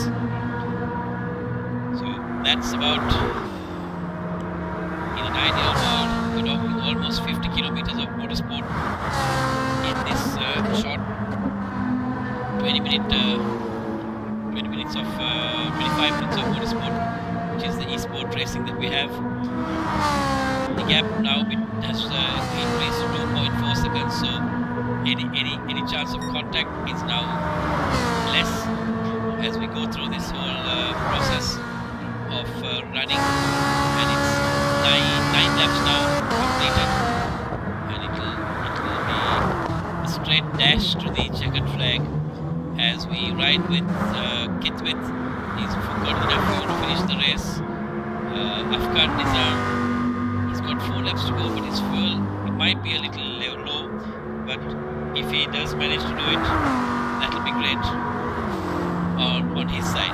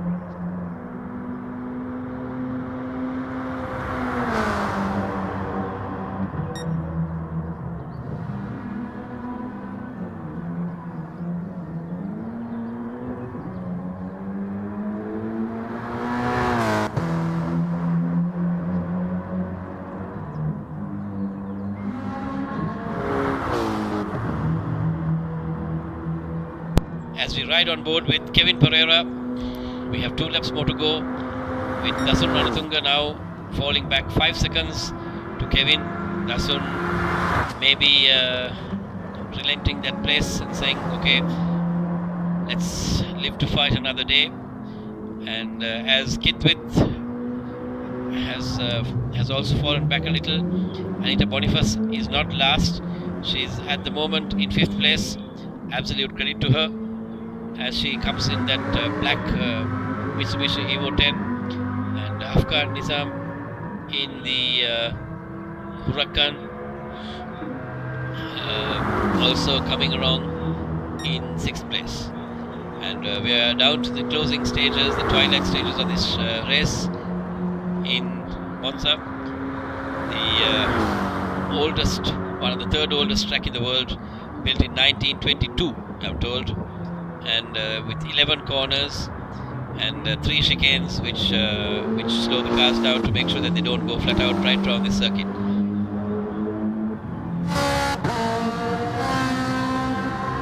Today, both races that we have with the eSport Championship, all in Italy. The second one, very interesting, is going to be a gravel race, all in Honda Civic cars, very similar to that of what they have in Sri Lanka. It's a rallycross style car event, 15 laps, no pit stops, and lovely bright sunny weather. We've got Ashan Silva, Yevan David, Tiran Pereira, Rai Suem, Josefa Jaffaji, Thiago Pereira, Viren Boteju, Brian Pereira, all vying for the top slot, and it's interesting to see how they're going to perform.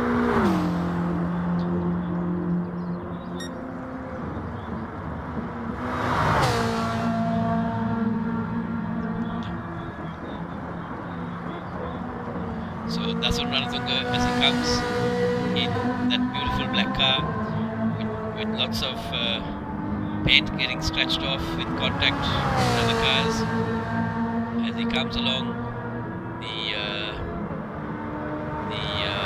straight which will bring him back to the Parabolica. Kevin Pereira now must be on his last lap as he goes past the start-finish straight, the Tribune straight, coming into the Retrofilo, which is the first gear, right-hander into a sharp left-hander. The gap being 8.2 seconds between 1 and 2. Kevin beautifully negotiating that, apexing it beautifully, getting it right, perfectly getting the braking point sorted into the long right-hander. This is the Bassano corner. Coming on the little straight, which comes into the first of the De La Rogia chicanes. The car bouncing off the curb, going straight through that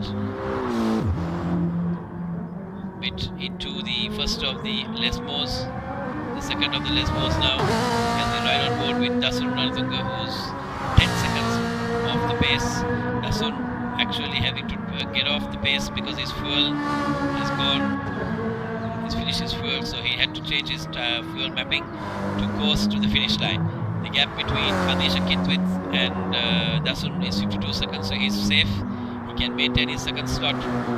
But as we ride with Adesha Kitwith in that beautiful Volkswagen Sirocco, absolutely no contact with anybody from what I see. The car looks beautiful, and Sachetana Patinara misses his braking point in the first corner and wiggles his car a little bit, as we find Afghan Nizam has managed to get the better of Anita Boniface. So Anita Boniface now comes into the first of the chicanes, which is the Retrofilio.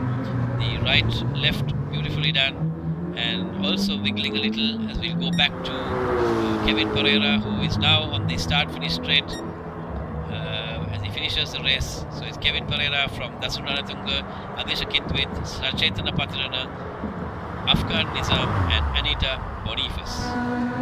And that, ladies and gentlemen, is the end of the Amateur Race 2, which is brought to you by the Ceylon Motorsports Club, sponsored by Mobitel and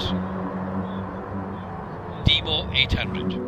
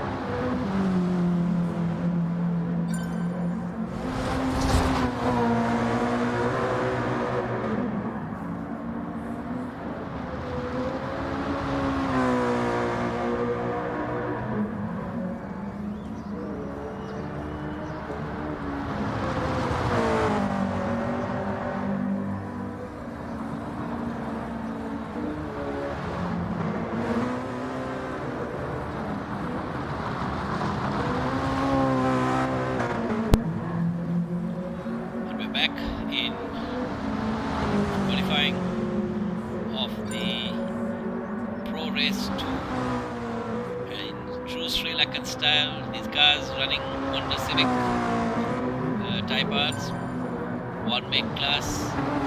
And in Sri Lanka, if you were to discuss this event, it would be called the SLH 1600. And we've got 8 drivers here. We've got Viren Botejo, Brian Pereira, Thiago Pereira, Josefa Jaffaji, Denham Fonseca, Yevan David, Bryce Uem, Ashan Silva and Thiran Pereira, all trying to run this event.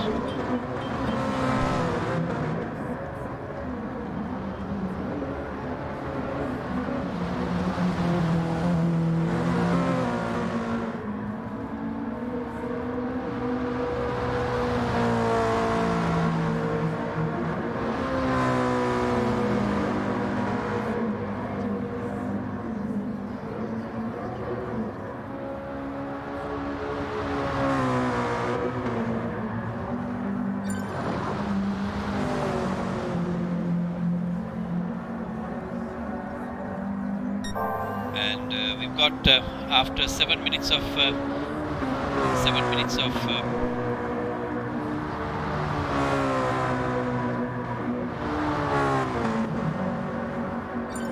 after 7.5 minutes of qualifying, we've got Viren Boteju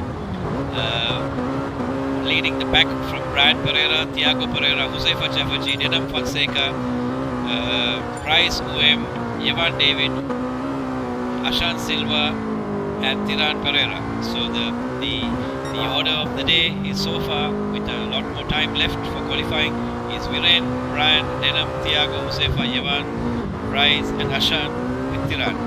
Again, this is going to be a reverse spread, and I'm sure Ashan has a trick up his sleeve. He hasn't come out to do a quick lap as yet, but he is the rally master here and he's the man to watch as we see how Viren is going to handle this.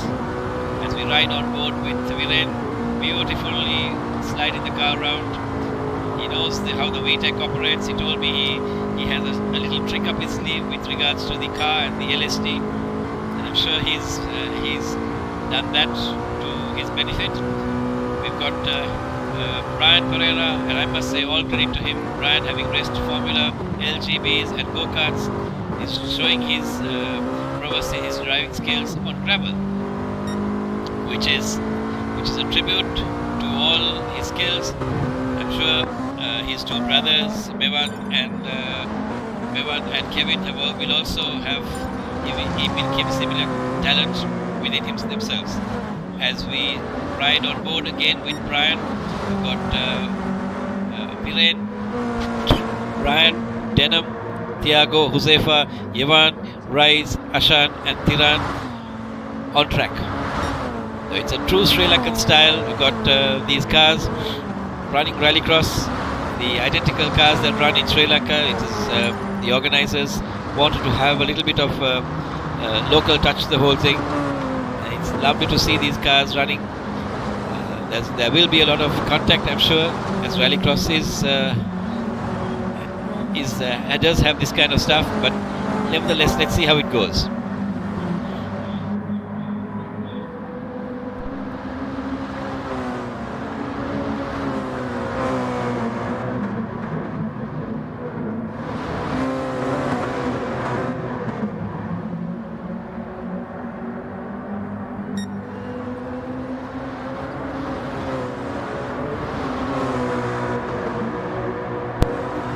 As we come into the closing stages of qualifying, 45 seconds remaining, no quarter given, no quarter asked. Everybody wants to be on the top step, and that's how it's supposed to be.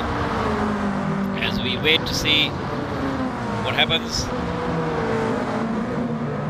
as the Race from Home Championship Round 4 progresses, we wait to see who achieves the fastest time. The tussle is now between Viren and Brian. Viren having successfully gained the time that he requires. He's 7/10 faster than everybody else. Brian is second, Denham is third, Thiago fourth, Josefa fifth, Yevan 6th, Rise 7th, Ashan 8th, and Tiran 9th. I think this is a very strategic move by Tiran and Ashan to do a very slow qualifying, because this is all about a reverse grid scenario where the guy in front will end up at the back, but he will get bonus points for having qualified. The 1, 2 and 3 will get bonus points, and with the reverse grid, whoever who qualifies at the front will start the grid with the race at the back.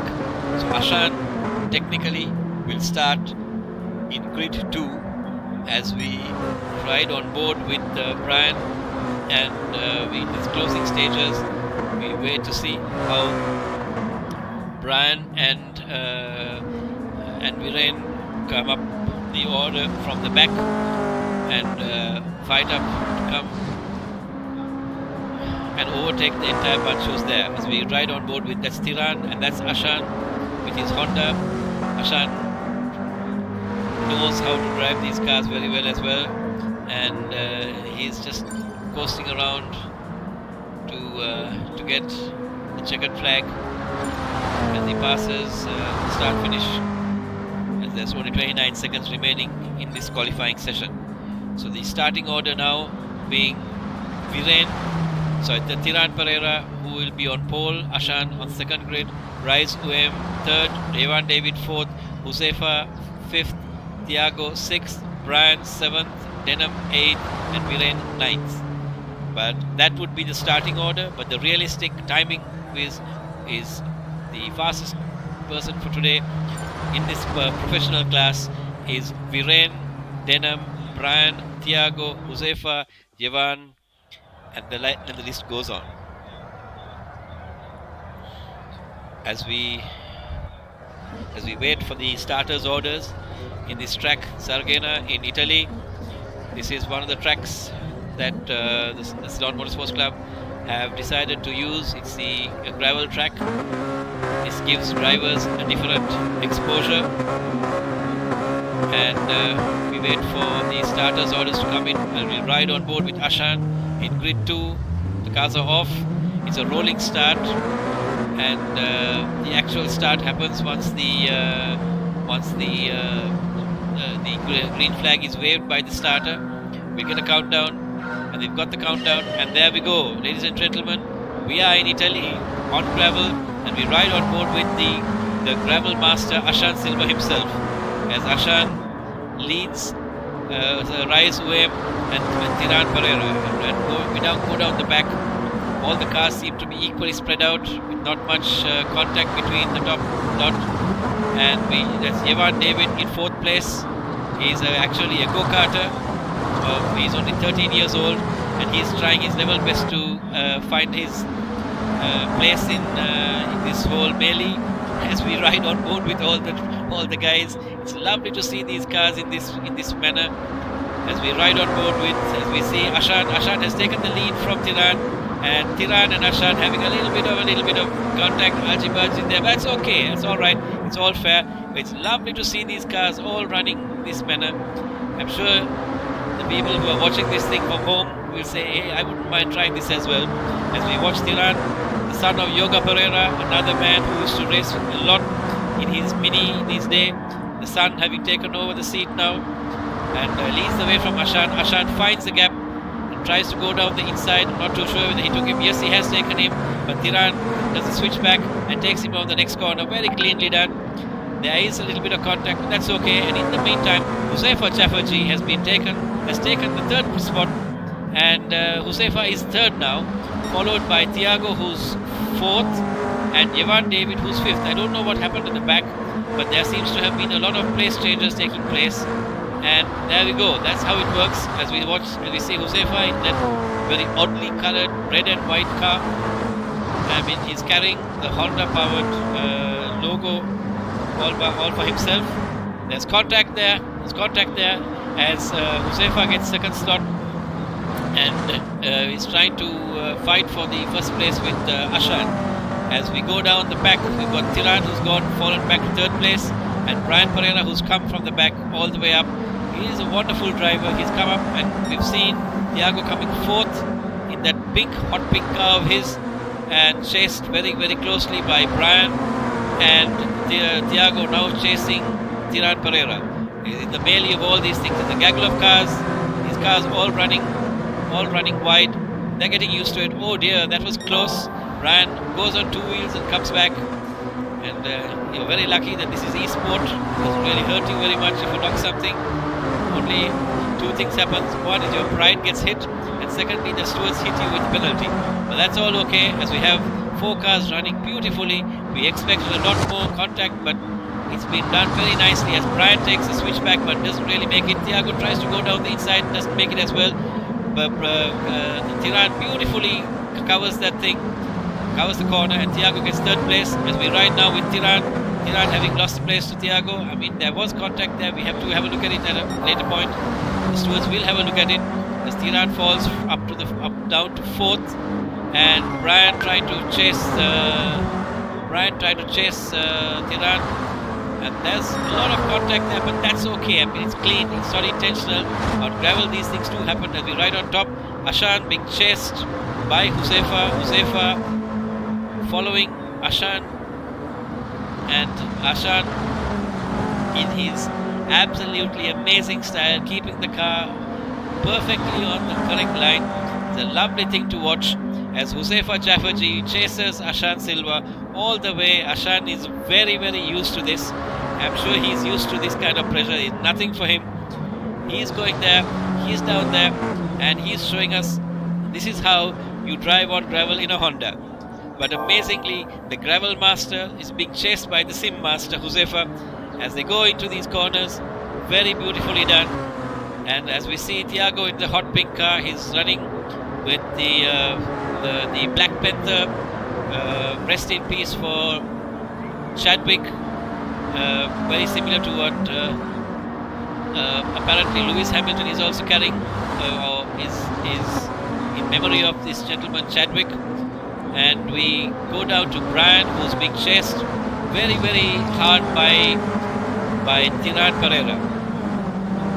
And Tirán is a driver who knows how to keep this whole pack together. He's good at this, and he's driven on gravel himself in real life. So this is something that he knows what to do. But I think Brian has managed to pull away from Tirán having made a mistake somewhere. And very soon we will see Brian catching Thiago, and Thiago will see Brian all over his mirrors. That's not going to be a pretty sight for Thiago. As we go back to Huzefa is mirroring Ashan all the way, and I'm sure Huzefa is learning a thing or two from Ashan. Ashan, a very, very clean racing driver. He's won many, many championships. He knows how it works, and Huzefa is 4.3 seconds ahead of third place Thiago, which is heartening for him because he's got nothing to worry about. As we ride back with Huzefa has managed to take an outside line, but you have to understand that this is Ashan Silva. He's not going to give it very easily, and he must be having a ball of a time. As we can see Ashan Silva driving, we will show you the clip of Ashan. Ashan has sent us, we have a live feed of Ashan driving his car as well. As we ride, as we will see on the side now, you will see Ashan Silva's driving style. He's there in the little inbox on the side, and Ashan beautifully navigates himself, and Thiago manages to stay ahead of Brian. As we go down to this race, Brian taking a totally different line. He's been one of the fastest drivers for the day, Brian, today, and he's going to give Thiago a run for his money today. As we ride with Viren, I'm not too sure what happened to Viren, because Viren was one of the fastest drivers today, and he's finding it very difficult to pull away from Denim Fonseca. And this is all about consistency. It's all about running in a smooth way, because all the cars are equal. So it's all down to your driving and what you can do under pressure. So Viren having a lot of pressure from Denim, and Denim is also a really, really good driver. He's managing to stay ahead of Viren. I think Denim has taken it. There was contact there. The stewards will have a look at it. In lap 5, there was a little bit of contact between Denim and Viren. A place change did happen. As we go up back again, We see the 4 cars now in the forward pick, and Huzaifa has taken the lead from Ashan. Something did happen. Did Ashan lose concentration at some point? Maybe he has. We'll have to watch the replays a little later and see. That's what has happened. And now we'll ride down with Thiago. Thiago is getting chased by Brian Pereira, and we have a look at him and see Thiago on that little inbox there as well, as Brian beautifully takes the lead from Thiago. Very nicely done. Thiago is not going to give in that easily. This is a race again. Thiago takes it, and Brian on the switchback. Thiago runs wide. Brian takes him on the switchback and says thank you very much. I think he set him up beautifully there. Thiago goes down to 4th place. He's not going to give in, but it will happen. These things do happen in motorsport. Places do change, and Denham has got the better of Viren a little while earlier, and Viren is also managing to stay with Denham. So there's going to be a fight there as well, as Thiago now falls to about 7 tenths behind Brian, and Brian is going to go chasing Ashan. So it's all close. It's all close racing, as the top 4 are all within 3 seconds of each other. Anything can happen in this moment of time.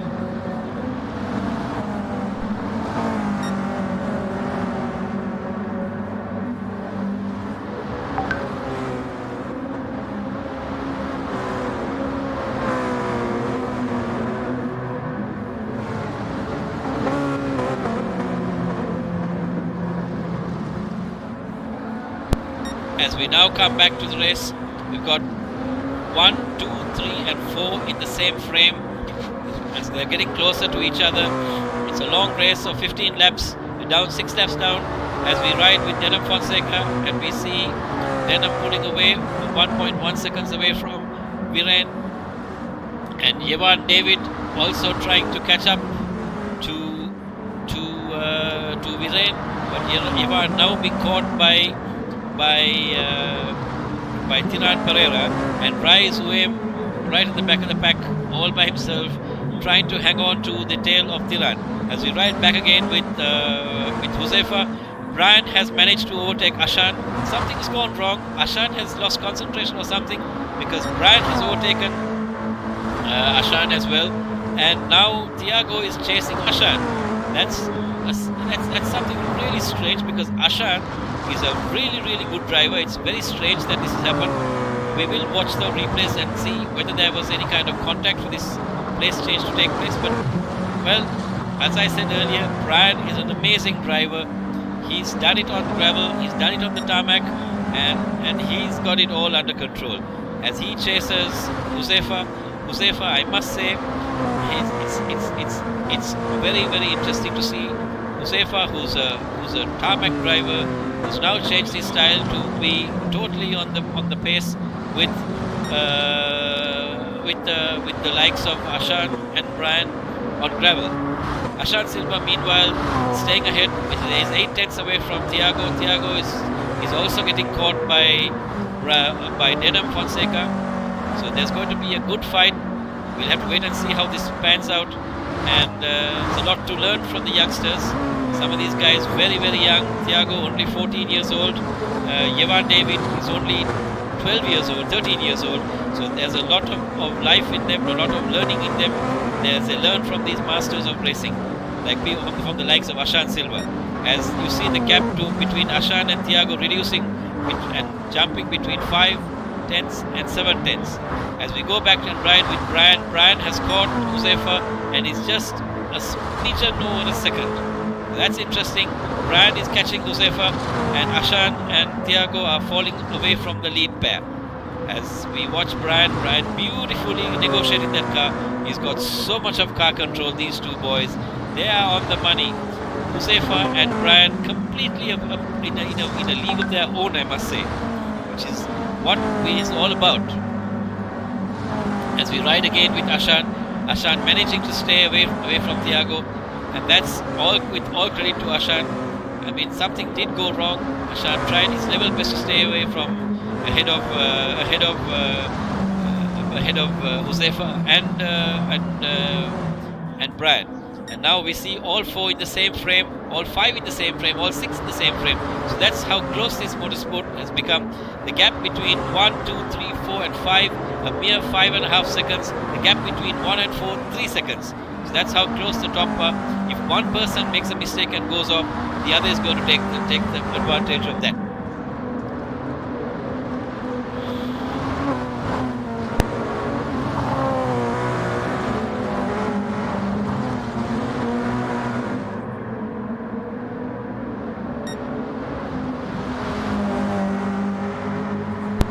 And just there you saw it, ladies and gentlemen, Brian Pereira managed to get the better of Josefa.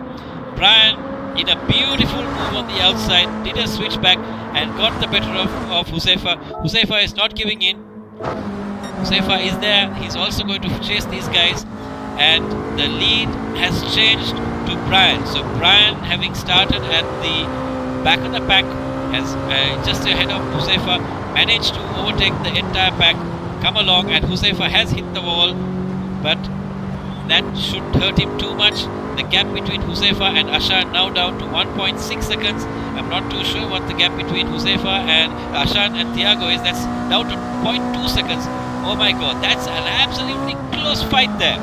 They're going to go for it. There's no quarter given, no quarter asked. There's a little bit of not nudging there. That's not on, but it's happening here. As we go into the 9th lap, we've got 6 laps more to go. That's a tight race here. Imagine, ladies and gentlemen, if these guys were actually in race cars and running around a gravel track. I'd love to see what they would be doing. They're very close. There's a lot of life in them, and they're driving pretty clean. The lines are beautifully being mapped out, and all of them are taking the perfect line into those corners. As we ride with Viren, as Viren has got the better of Denim Fonseca and is now catching Thiago. Beautifully swings the car, gets the back out. Viren has been one of the fastest drivers of the track today. He clocked the fastest time today of 1 minute 32.624 at the moment in this particular race. So we will see Viren catching the front lot down the line. As we go down into lap number 9, and we see Raizuem having now got up to the rear end of Raizuem has got to the rear end of Yevan David has got to the rear end of Rise. Yevan is a karting champ who's raced in the cadet class in Singapore, based in Singapore, and he runs all the karting championships from X30 to Rotax to Rock, and he's won the championships for the cadet class and moved over to Sim with the COVID situation where there was no more racing, and that he also races. As you can see, a little boy running a little screen on the side. That shows how cool and calm the young lad is. He's only 13 years old, and he's in a totally different driving style. He's finding it a little difficult. He's trying to adapt to this, but nevertheless, all due credit to him. His father, Johan David, who used to race go-karts with all of us, must be sitting by his side, biting his fingernails and wondering what's going to happen to this race. As we go back again to see Brian Pereira as he rides a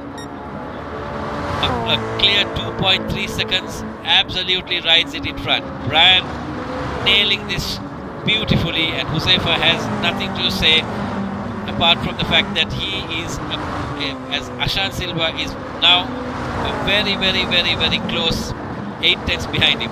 Something has happened and Thiago has fallen way back. So we don't know what's happened to Thiago. Thiago has fallen all the way back, and he is about under a second from Ashan, which has happened down the line. Sure, these guys are getting tired because they are not used to such long races. This, after all, is a 15-lap race, and I think it's about a 3.5 kilometer track, which means they are going to be running almost 50 kilometers of driving. I mean, that in itself is a great thing. As we ride with Ashan, you can see the car there bouncing over all of the gravel, there on the grass, on the gravel, on the grass again. As he changes gears, keeping the VTEC revs up. These cars are not really powerful like the GR3s that they normally run, so it's a total culture shock for them. From what they ran earlier, which was a rear wheel drive, now they run a front wheel drive, so you've got to change your driving style to suit these cars. As Ashan gets hit by something, or yes, he has got hit by Thiago. That will be analysed by the stewards again. There was a big tap somewhere. That was lap number 11. That was lap number 11. As a bit of contact there as we ride on board with Ashan. Ashan was almost there. He was got a small tap, and that's beautifully done. Ashan riding again. He lives to fight another day. And, this is how it is all going to be. It's a brilliant race out there, and we can see from Thiago's rooftop cam how fast Ashan is around these corners. Something happened. He ran a bit wide there, and Thiago caught up a couple of tenths. We ride on board with Viren, and we see the gaggle of cars in front of them, all taking the identical line, beautifully running. They all jump at the same point. They all change gears at the same point. Viren seems to have got a better run out of the corner, and he will for sure be knocking on Thiago's door, saying, "Hey, I'm here. Let's see what you can do now." As Viren comes parallel with Thiago, I think Viren has got the better of Thiago. No, Thiago has the better line there. He's got the inside line, and he's got the line there. Yes, that's it. And that's no chance of Viren going just there. But the gap between Viren and Thiago is very minute. Viren goes on the outside. That's a brilliant move there. And something did happen. No, he hasn't been able to get the point. No, he didn't get the place. Thiago manages to hold on. There's quite a bit of contact on in this kind of motorsport, and we wait to see what the stewards will say about these things. I mean, there was leniency being given to this art of motorsport as with the drivers' briefing today in the morning. So the drivers are ready for a little bit of knocking and hitting, but nothing intentional. If you do slide into somebody, that's a little bit beyond everybody's control. We have 2 laps more to go, and Brian Pereira, I have to say, has stolen the show. He's taken the party away from the likes of Ashan Silva and Josefa, and Ashan has got the better of Josefa. Ashan Silva has got the better of Josefa. Josefa must have been driving something off the line, and Ashan took that, and that was it. Ashan managed to take him as Josefa tries very hard. Credit to Josefa. He's trying very hard, and Viren has got the better of Thiago, and Viren has also got the better of Josefa. So that's it. The top 3 are Brian, Ashan, and Viren at the moment, and Josefa has dropped down to 4th place. We've got 2 laps more to go. We wonder whether Josefa can do anything in this melee of cars. I'm sure Josefa has a trick up his sleeve. There's nothing much you can do because there is no pit stops. There's nothing that is there. There's no chance of a switchback in a pit stop. And Josefa there does tap Viren and tries to take the place, but that's not happening. Viren is very, very clear on the whole thing. As we ride with Thiago also waiting in the slipstream, waiting to see if somebody makes a mistake, and all it takes is for one person to make a mistake. The gap between the top is between 2, 3 and 4 is nothing more than a second, and that's very, very close motorsport. Brian has gone off into the sunset with about a 7-second lead over the rest of the boys, and that's how the things are at the moment. We can see Ashan sliding that car beautifully as we go down into the 14th lap. This is an amazing race of the professional drivers in this eSport Championship, brought to you by the Ceylon Motorsports Club, sponsored by Mobitel Demo 800. As we see a little bit of tapping there as Viren tries very hard to knock on the door of Ashan. He's on the right side of him, was on the left side of him, now is parallel with him, and that's going to be really close. Let's see what Viren can do. We ride on board on the helicopter view, the helicopter following right there, right behind them, and there's contact. Ashan and Viren have had a little bit of contact. Viren is on the inside, so it's good to see whether Viren can take. Yes, Viren has managed to get that place beautifully done, and Ashan didn't really see that coming, I think. Ashan didn't think he would come in. Viren lined himself up with the start, from the start pretty straight. He lined himself up beautifully there, and all the way from that it was taken. The stewards will have a look at these things, but a lot of these things are racing incidents, ladies and gentlemen. These things do happen, as we see Brian Viren, Ashan, Huzaifa, and Thiago all in that front pack. And it's a beautiful thing to see these cars all equally powered. The drivers, it's all down to the drivers and their individual skills. As Diran Pereira at the back, we watch him as we see Brian Pereira having a 7-second lead over Viren. Viren beautifully negotiating that on the gravel. That's how it's meant to be. Absolute versatility with regards to driver talent. He's a Formula LGB driver, he's a go-karter, he's driven the GR3s, he's driven the Hondas, and that goes to show that he's an all-rounder.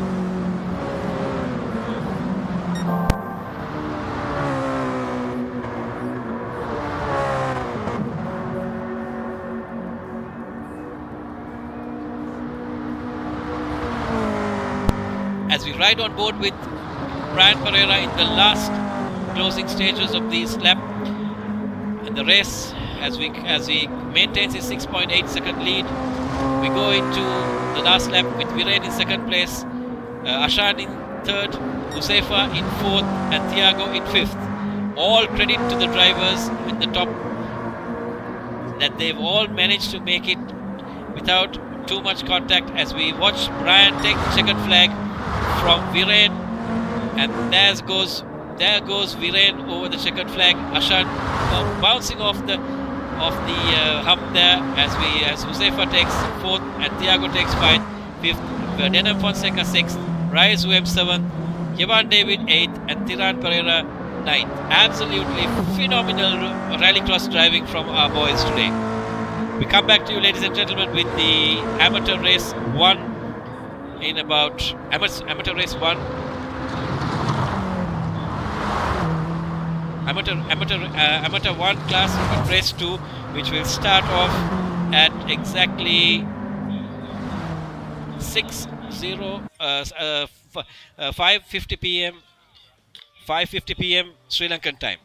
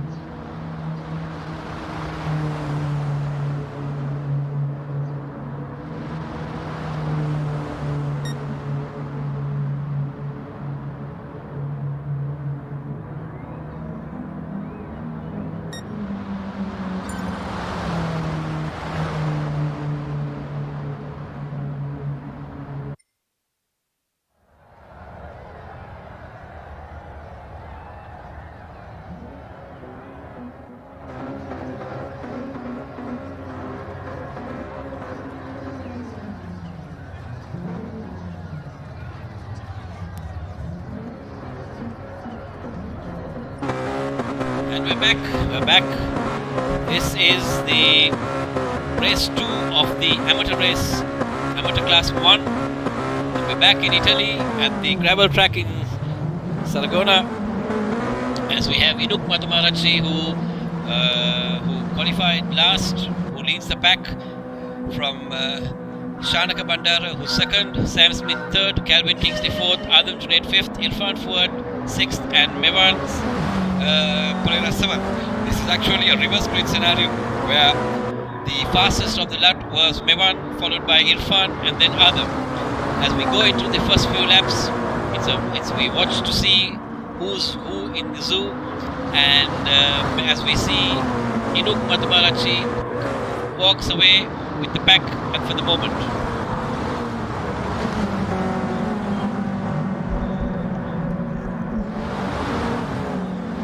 We have spinning Mevan Pereira. That's unfortunate. He was the fastest in this whole thing.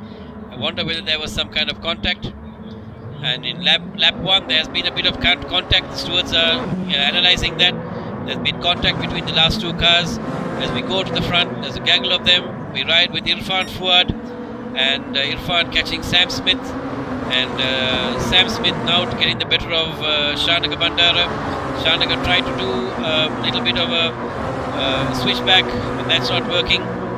Sam is saying, nothing doing, I'm here, I'm going to keep that slot, as Shana gets back his place, as Adam Junaid leads the pack with Inuk Matamarachi second, and Inuk runs wide and loses the spot to slot to Sam, as Shana comes all the way up to second, as Inuk loses another slot, and Sam Smith is third. Inuk again having contact with Sam Smith. These things do happen in gravel, but the stewards will have a look at the race after the event very closely to see if there is any contact today. As we ride with Adam Junaid, Adam leads the pack from Shanaka Bandara, Sam Smith, Inuk Matamarachi, Irfan Fuad, Calvin Kingsley, and Mevan Pereira. This track not really up to how it should be for some of these drivers. They're not used to gravel, they're more circuit drivers. As we ride with Calvin Kingsley in his purple color Honda.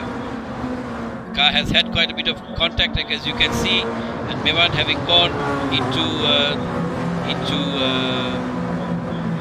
the wall as well earlier. There was contact between Adam and Shanaka.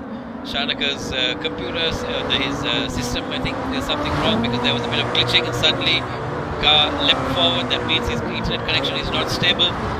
These things do happen in e-sport, as Sam Smith chases Shanaka, and Shanaka covers the inside. As Sam, as we saw today, Sam is a vastly improved driver. He's on a controller as opposed to everybody else. He's got his lines perfectly sorted there. That's with due credit to Sam. As we see Irfan Fuad coming from the back, now trying to catch hold of Sam. Inuk Matamarachi also in the fray, as we ride on board with Sam Smith and Irfan Fuad. Irfan with that car, with the KFC branding, and the beautiful black color car with the big KFC line on it. Sam Smith, very beautiful cars from him as well, with a nice livery which says Auto Smith, and that's his branding there. And Sam manages to get second place. Shana takes it back, Sam takes it back, and that's like a little rugby match, all going back and forth between this side and the other. As Sam Smith gets the better of Shana manages to concede the place to Sam, as now he's got Irfan on his tail. This is a race of a lot of egos, a lot of them having raced in gravel in real life, and Adam, the little boy who's leading the race, the son of Shafraz Junaid, Adam, I'm told by the father, who's telling me that he races a lot of WRC and dirt, so his experience from that is coming to race on gravel He's keeping the car beautifully in line. That's beautifully done. As Adam Junaid negotiates this thing, very nicely taken on into gravel. He's got a total understanding of what the car can do, but nevertheless, Sam Smith is knocking on his door. All due credit to Sam, because Sam is on a controller as opposed to everybody else who's on a steering wheel. And we follow the, and we've taken the whole thing there as Irfan has lost the place to Inuk Madhumarachi. Inuk also having qualified somewhere in the pecking order, but there was a little bit of contact there. That's okay. No real loss of time for either party. I think Inuk actually got a bit of a cannon shot from that, and the gap increased by that little tap that Irfan gave Inuk. We ride with Mevan, who's all the way at the back. That's a real shame, because because Mevan was the guy who qualified first in this time run. So something drastically went wrong for Mevan, as I'm told by the stewards right now who are next to me that there is an incident which needs to be reviewed as to why Mevan lost so much of time. But nevertheless, it's an amazing race. As we go into this race, Adam Junaid having a lead of under 1 second, so he's not clearly out of the woods yet. He's got to keep it neat and tidy, as Inuk Madhumarachi is heavily being pressured by Irfan. Irfan is a very clean driver. He's been trained by Ashan Silva, the gravel master himself, and as Shana we see he goes into a little bit of a spin, and that will give Irfan and Inuk a chance to catch. So Irfan has taken Inuk at the moment, and we see Sam beautifully lining up Adam in this race. I have to say that this weekend Sam Smith he's been driving extremely well. In the first race too, Sam had an absolutely different strategy. He came out very well. I mean, that is a testament to his improvement of skills in this whole thing. And as we see Sam, he's losing a little bit of concentration now. He needs to get his act together. He's running that car beautifully, but Adam has managed to stretch his legs a little bit, getting a little bit of a breather between them. He's now 2 seconds ahead of Adam. Adam 2 seconds ahead of 1 second ahead of Sam Smith, and Sam Smith 2 seconds ahead of Shana. But Shana is in trouble. He's got Irfan Fuad breathing down his neck as well, and behind Irfan is Inuk, and behind Inuk is Calvin. So if you look at the whole leaderboard, between 1 and 6 there's nothing more than a 6 second gap. That is amazing, because you've got only 7 cars in this race, and out of that, within the top 6 within 6 seconds is really close. Mevan unfortunately lost out somewhere, but he is catching Calvin very fast.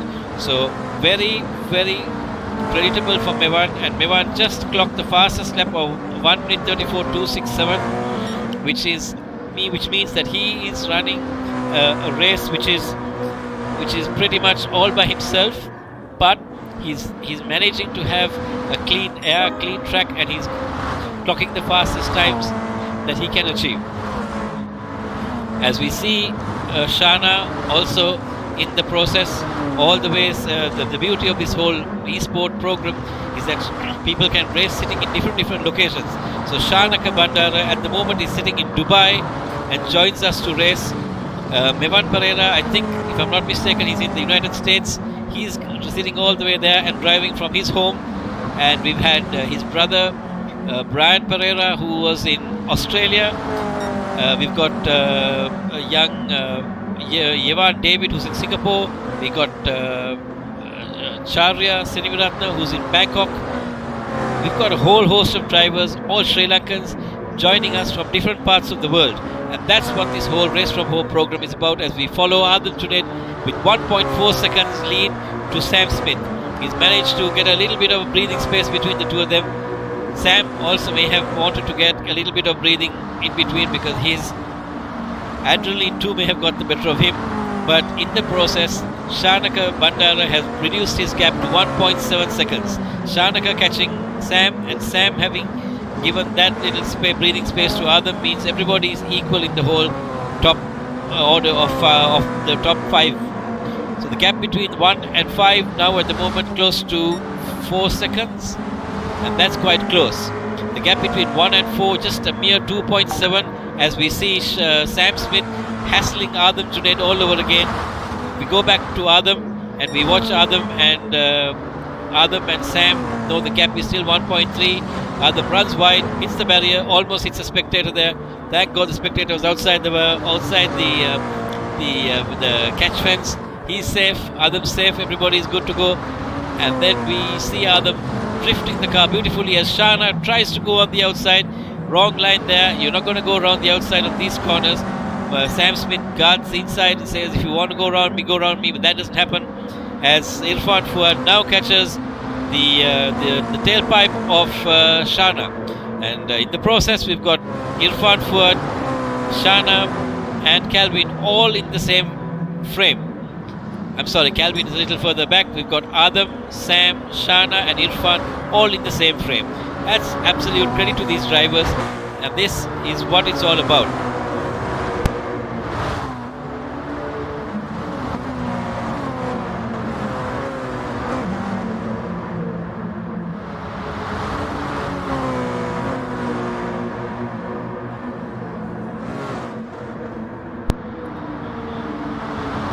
We've got Inuk Madhumarachi and Calvin Kingsley fighting for a slot there. We've got Mevan and Inuk having a fight there, and we've got Calvin, Inuk, and Mevan all having a little bit of contact with each other. Stewards noting it all down. They will go through this whole thing. It's a long way away, but they will try. I'm sure it's a long process. We have to review it, but they will do it.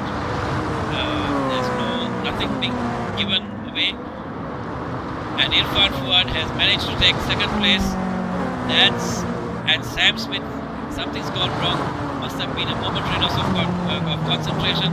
Sam has dropped all the way to fourth place. We will review that bit again later to see if there's any kind of contact, but that's got to be an amazing race, as Adam Junaid is now being chased by Irfan Fuad and Shana. And Shana goes down the inside of Irfan Fuad. Both cars going into the barriers, but both safe. I mean, there was no contact for the barrier cars to go into the barriers. They just came into the corner way too fast. As Shanaka, Irfan and Sam Smith are all now within 1 second of each other. We've got another total of 7 laps to go. This race is not over. It's going to be anybody's race, but Adam has managed to scamper away with a lead of about 3.2 seconds. And this race, there's absolutely no real pit stops required. So it's a shootout from start to finish, from start line to checkered flag. There's no holding back. As we see, Mevan Pereira still holding the fastest lap of 1:34.267. As we go into the 8th lap, we've got Shana, we've got Irfan, we've got Sam. All three of them very, very close to each other, and a fast-moving Mevan catching these guys. So let's see if Mevan can make any kind of change to this whole process. Can he go and challenge them? Yes, he can. And these guys are very close. Mevan is only 1.5 seconds behind Shana, and he can smell the fuel of the cars in front of him. And he's going to go and make a lunge for the whole thing. As we see Sam Smith and Shana going sideways, drifting together, as Inuk Madhumarachi has dropped all the way to the back. Inuk started in pole and has fallen all the way to the back. I'm sure he needs a little more time on seat time, and he should be okay. Whereas Adam has extended his lead to 4.3 seconds, and he is running very, very, very, very comfortably in front. Irfan Fuad, meanwhile, he has a 1.2 second gap to Shana lap, and then we have the gaggle of cars between Shana, Sam, and Mevan very, very close to each other.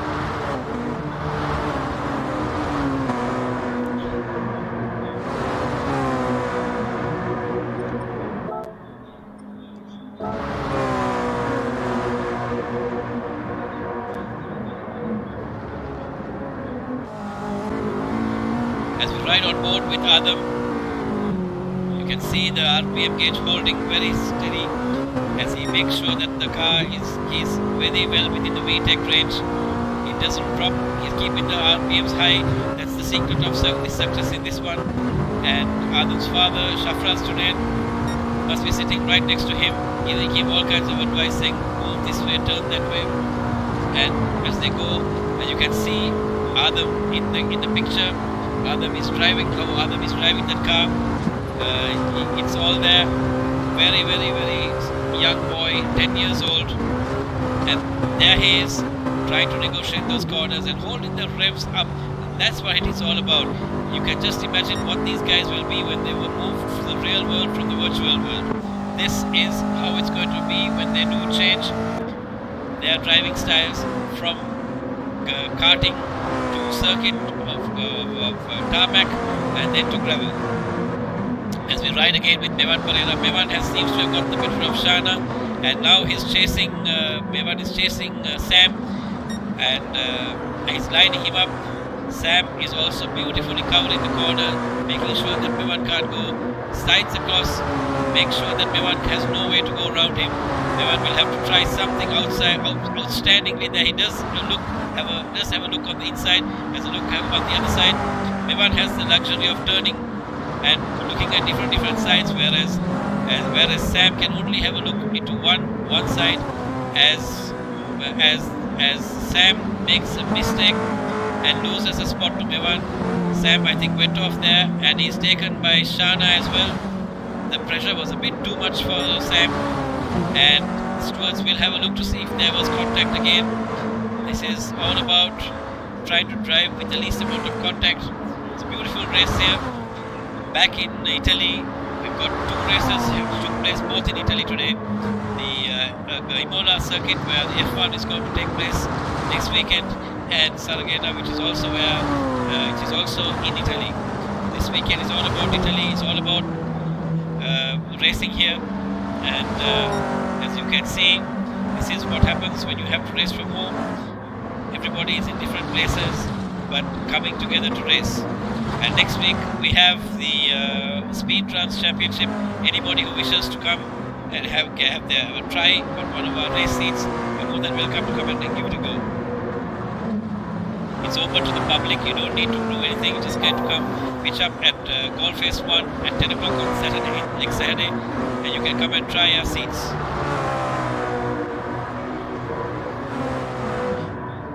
As we ride on board with Azam Junaid, he's 11 laps down. The young lad has led almost 90% of this race, and he has put a foot out of place, and he rides a little too much, and that allows Irfan Fuad to catch Adam. He lost almost a second in that little mistake he made, but Irfan is a smart driver. He also lost a little second there, so it's gone back to where it was. That's what I said earlier. Yep, it's just a matter of time before you can make a very, very slight error in your judgment, in your turning, in your braking, and the other guy is going to catch you. As we see Mevan, after having a humongous incident in that first bit, he managed to catch up. He managed to catch the entire lot, and he has now come up to third place. He's only 7/10 away from Irfan Fuad, and Irfan is certainly under pressure. We see Adam as well in the same frame, but I'm sure Adam is a little further up the grid, so he should be okay. As we go down into the 12th lap now, all's well, all's good. Everybody is spaced out perfectly. There's a gap of 6.7 seconds between Mevan in third place and Sam Smith in fourth, and another 4 seconds between Calvin, who's in fifth place. It's been a very quiet race for Calvin. Calvin usually wins most of his races, but this one has been a little bit outside his pay grade. I'm sure he's now trying to figure out how does he handle with these gravel cars. Very different concept of driving. It's front wheel drive. As we go back to a fight between Mevan and Irfan. So Mevan and Irfan now having a little bit of a fight, because Mevan has taken the place from Irfan. Irfan is not having any of it. It's a bit of ego loss here, as Irfan says, nothing doing. I want to get my place back, as he goes in that black color KFC branded car. As I said last week, the car looks lovely in black, and the car looks really good. And you find Irfan, he's also a very astute driver. He knows what he's about. He's not going to give up. He's got a lot of experience. He's trained by the legendary Ashan Silva, as well as Ashan. And Ashan must be sitting right next to Irfan, saying, "Go this way, go that way, change, turn." As Mevan Pereira now, he has contact between Mevan and Adam loses the place thanks to that incident. That will be watched by the stewards as Adam manages to get that place back from Irfan, but I'm sure there was some kind of incident between Mevan and Adam for that incident, for that change of position. The stewards are analysing that. They will look at it, and there will be a place change should there be should the incident be overturned or looked over by the stewards.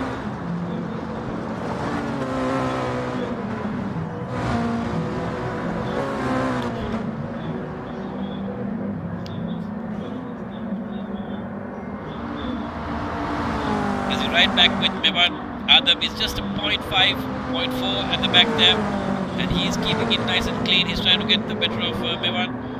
I think a little bit of enthusiasm overtook Mevan, and there was contact.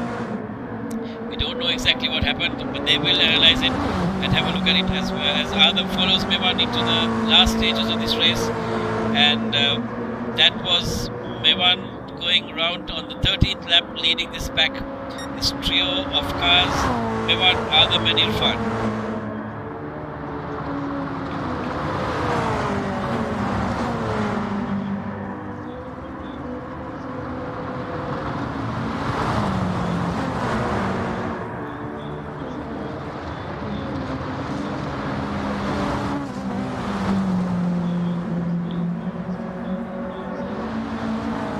Adam runs a little wide on that corner, yet for all the car of Irfan not close enough to take advantage as Mevan clocks another fastest time of 1 minute 34, 173.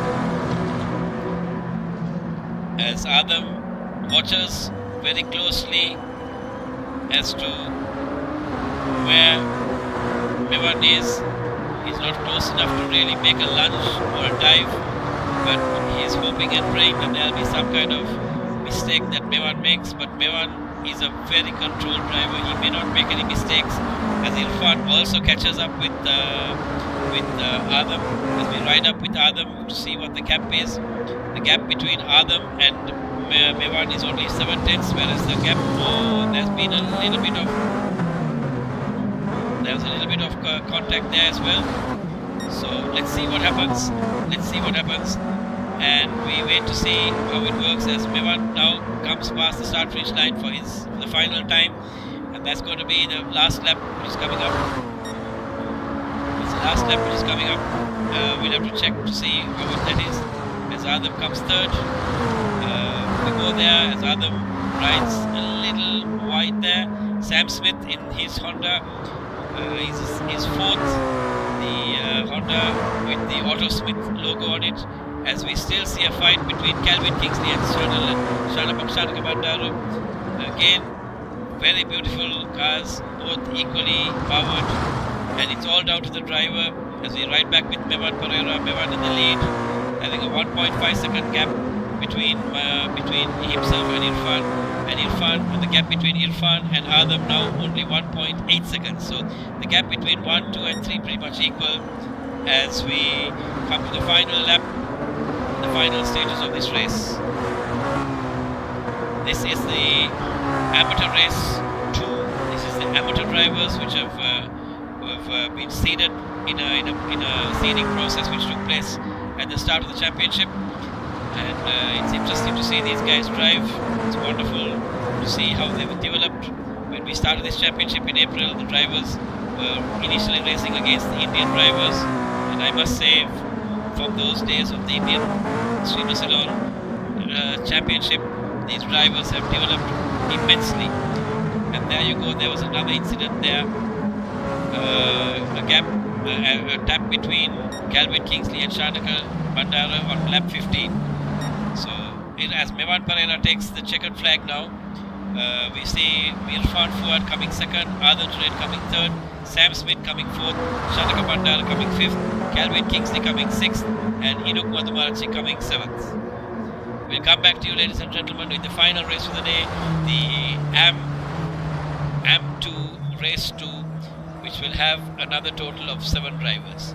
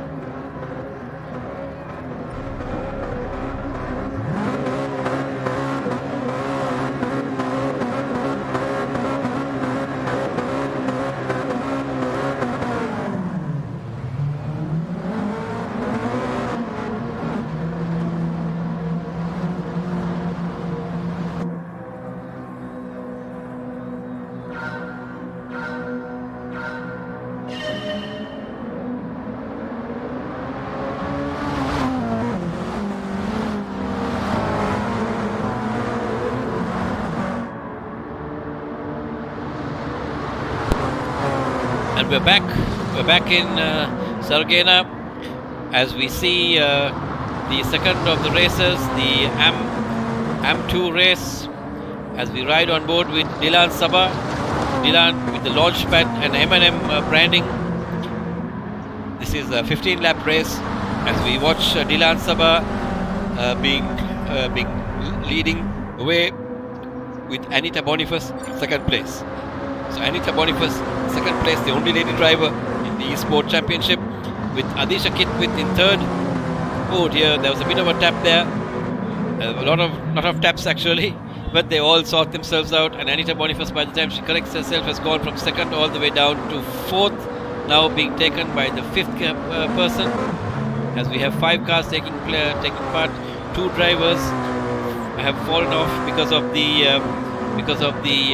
internet connectivity that they've had. They've had a loss of connectivity, and we see Kevin Pereira in second place chasing Dilan Sabah for the lead.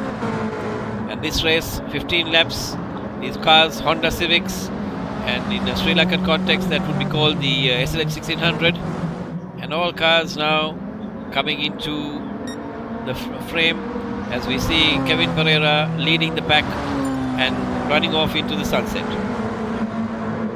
For those of you who are Formula 1 fans, Hamilton leads by Bottas by 1.5 seconds, and that's that.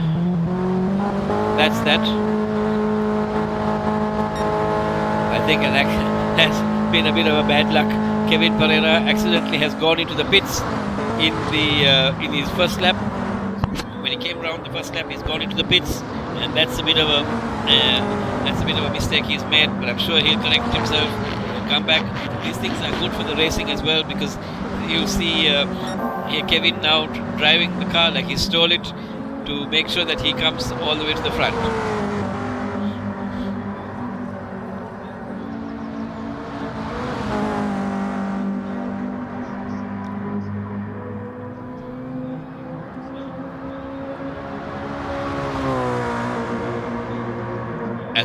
As we stay on board with Kevin Pereira, Kevin now 9 seconds away from Anita Boniface and 13 seconds away from the lead pack as we ride on board with them.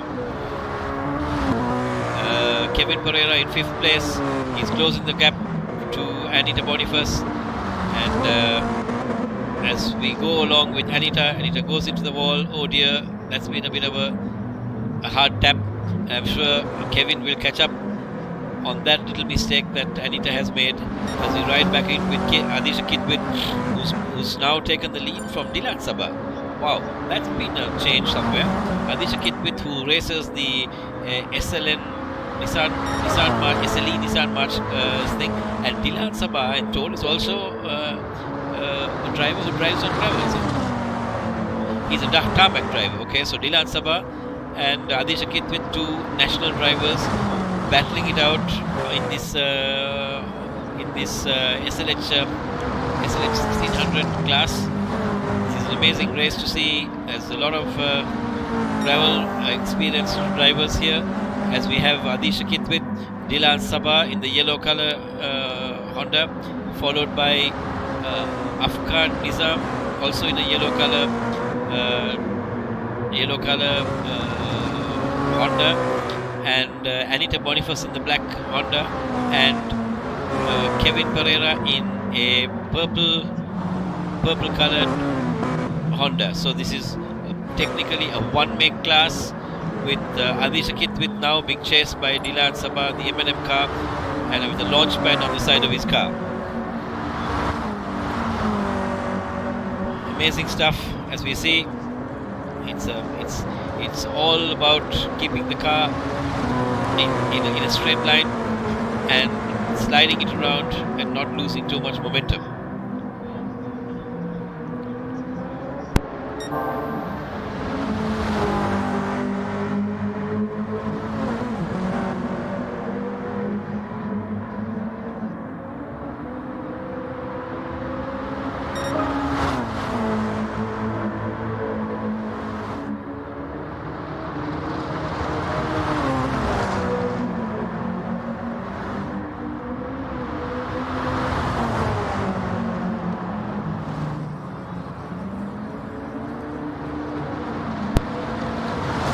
continue to fight.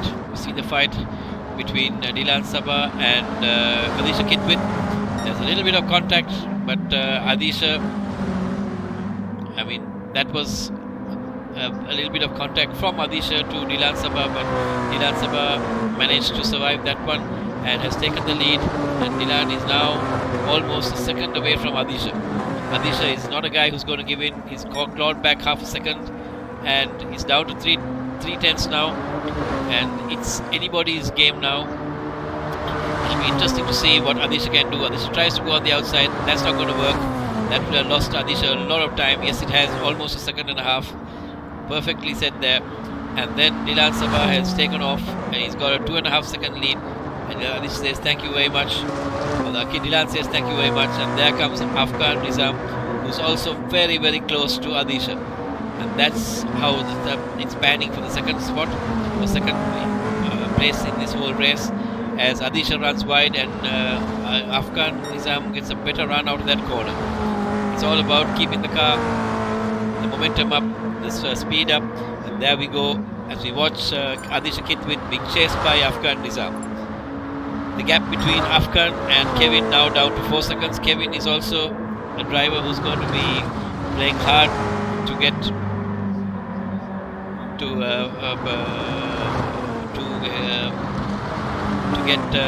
the better of Afghan. The gap now 4.8 seconds, and as we watched Adisha Kitwit and Afghan Nizam fight tooth and nail to survive.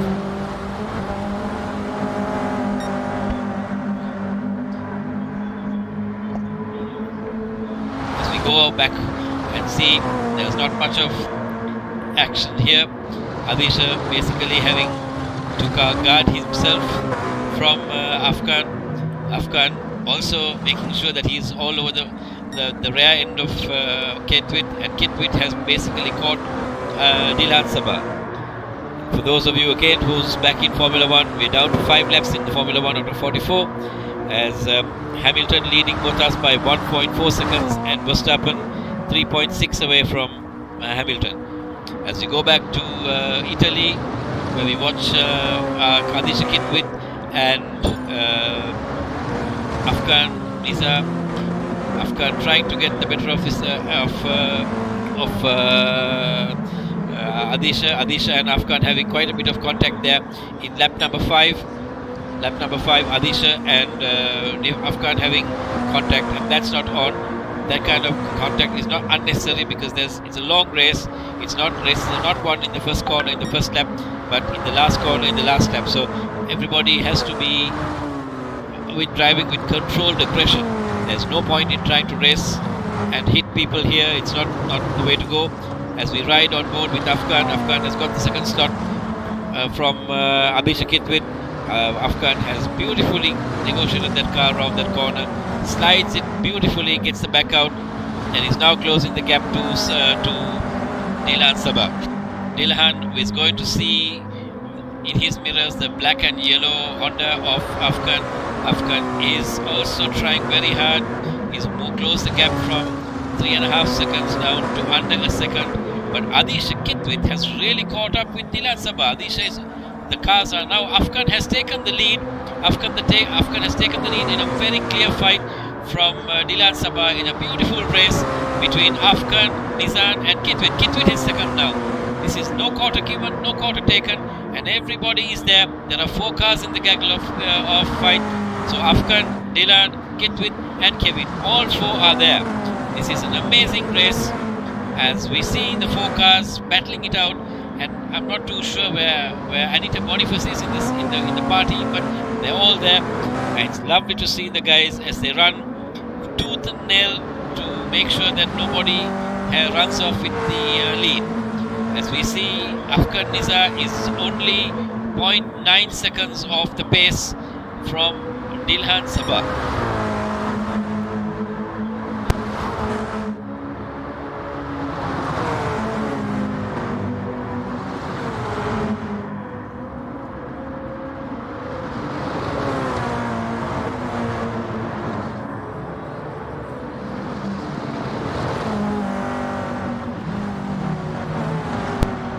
Afghan Nizam still leads the pack with with 0.7 gap, as Dilan Sabah has a lead of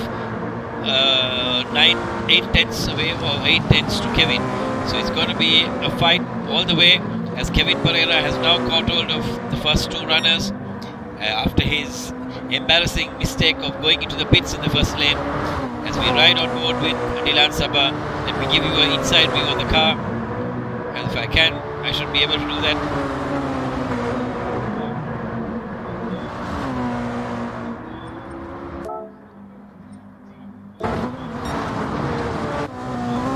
That's what you see from the inside of the car, of the bonnet of the car, and that's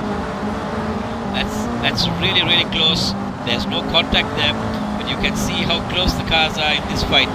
It's an amazing race. There we go, as Kevin Pereira takes second place, and Dilan Sabah regains his first slot. As in the mirror you can see Afghan Nizar is also close by, and it's a lovely view that you can get.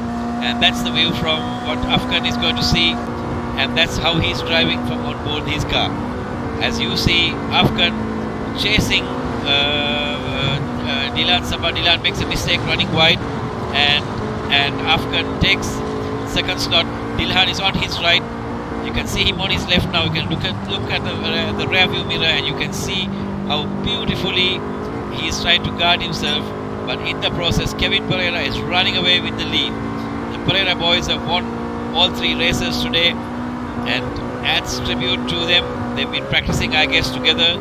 I'm sure the three of them would have started raced against each other to learn from each other and try to get the better of everybody else.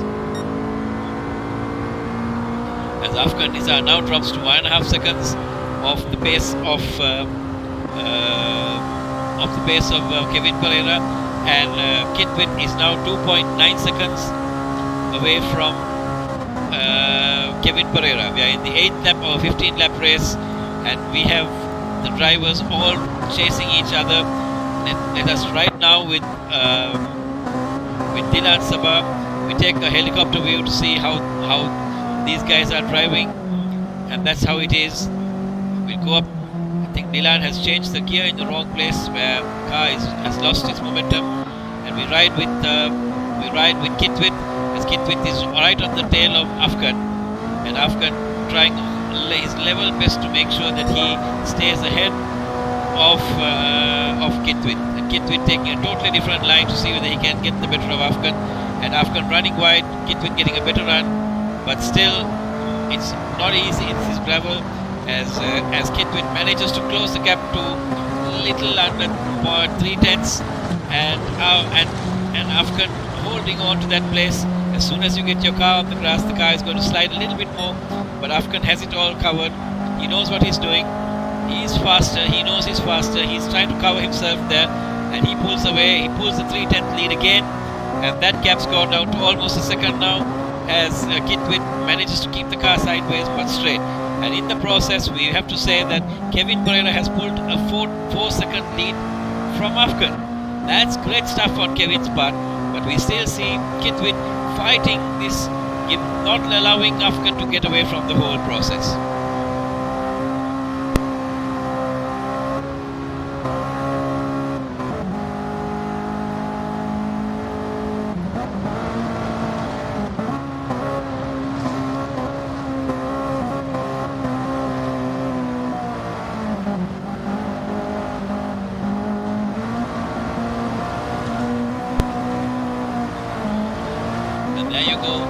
Adisha Kitwit right on the tail of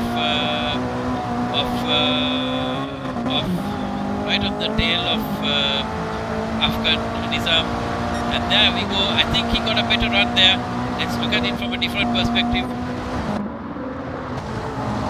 As we ride on board on Adisha's bumper view, he does get a good head start there, but we'll ride from here and see how it feels to be on the bumper of Adisha. And whoops, there was a contact there. There was contact there between Adisha Kitwit and Afghan Nizar. No place change happened, but there was contact. There was no place change. That was perfectly fine. there was no disadvantage to Afghan, as Afghan actually got launched from it and extended his lead to Anisha Kitwit. So I mean, you can have contact, and the only way the stewards will actually look at it and penalize somebody is if there was a place change, or if the person in front lost his place or lost time from it. So the stewards automatically saying that it's a racing incident, that that no penalty should be applied because the driver in front really did not lose, he actually gained from it. So then it's the fault of the guy in the back who accidentally tapped him. As we ride with Anisha Kitwit, Anisha running very clean here so far. A little bit of taps here and there, but that's motorsport. You're going to have some kind of contact, especially on a rallycross event like this. As we now ride with Kevin Pereira, Kevin is way over the top. He's gone almost 9 seconds in his lane. He is leading them, and there's going to be no pit stop, so it's a shootout from start to finish, and it's a 11 laps out of 15. Kevin can smell the checkered flag in another 4 laps, so he's done his duty for the day, as well as Adisha Kitwit and Dilan Sabah. Dilan Sabah is trailing Kitwit by 2.5 seconds. Kitwit running wide, Dilan trying to stay neat, but it's not happening. The gap is really not reducing. The gap actually increased in that last bit. It's gone down 2 tenths, and that's not really good for Dilan Sabah, as Kitwit is still fighting it. He's 1.6 seconds up of Afghan Nizam, and now he's brought it down to 1.2. This time is going between the two. They're not really making any progress. Every time Kitwit manages to catch the rear end, the tailpipe of Afghan manages to do something and pull away. So that's how it is. It's a game of patience. You cannot be over anxious. You have to have controlled aggression in these racing incidents. And there you go. As you see, Adisha Kitwit brings it down to a 0.7, 0.8, and there you go. We have to wait and see. Will Afghan make a mistake, and will Kitwit get a better drive out of the corner? That's all it is. You have to make sure that the other man pressurize him into a mistake and try to get a better drive out of the corner. But this is gravel racing. You do not know where exactly the car is going to end up. So it's more a bit of luck and a lot of experience as well to know how your car is going to handle. And there you go. You see Adisha Kitwit trying to turn the car into the corners. As you can see how far away the Afghan is. Afghan has gone 2 seconds now, and Afghan, you can see how beautifully the cars are handling. It's not easy. It may be e-sport, but yet for all, they have to drive it like a normal car. The characteristics of handling is pretty much similar to a normal car, as most of these F1 drivers, most of the rally drivers use this kind of simulator to learn and understand the characteristics of a car, and the tracks are pretty much identical to what it is. As you can see, Adisha Kitwit turning into the corner, getting it a little sideways, having to opposite block the car to keep the car in line, and driving it beautifully around that place. This is all about the experience they've gained on racing at places like Fox Hill and Gunners and Mineri and all these other places where they have similar tracks like this. These guys have all raced on these tracks, and that's the experience that they bring to this kind of racing.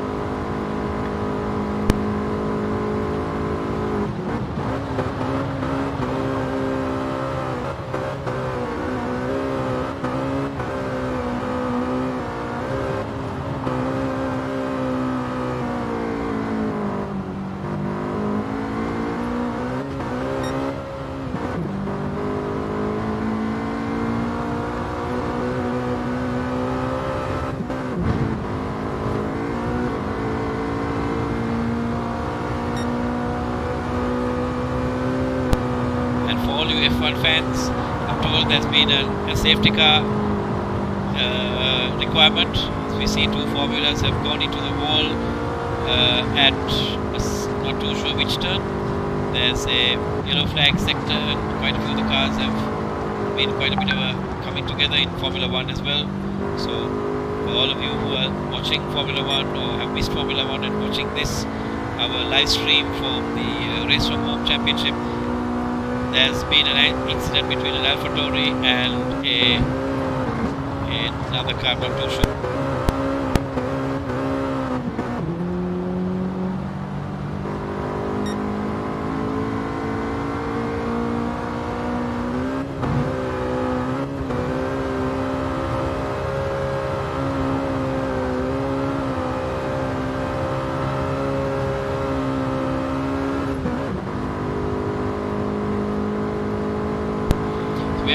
stages of this Pro-Am CMSC Race from Home Championship round 4, and this is race 2 of the amateur class 2 with Kevin Pereira leading back from Afghan Nizam, Adisha Kitwin, Nilhan Sabah and Anita Boniface.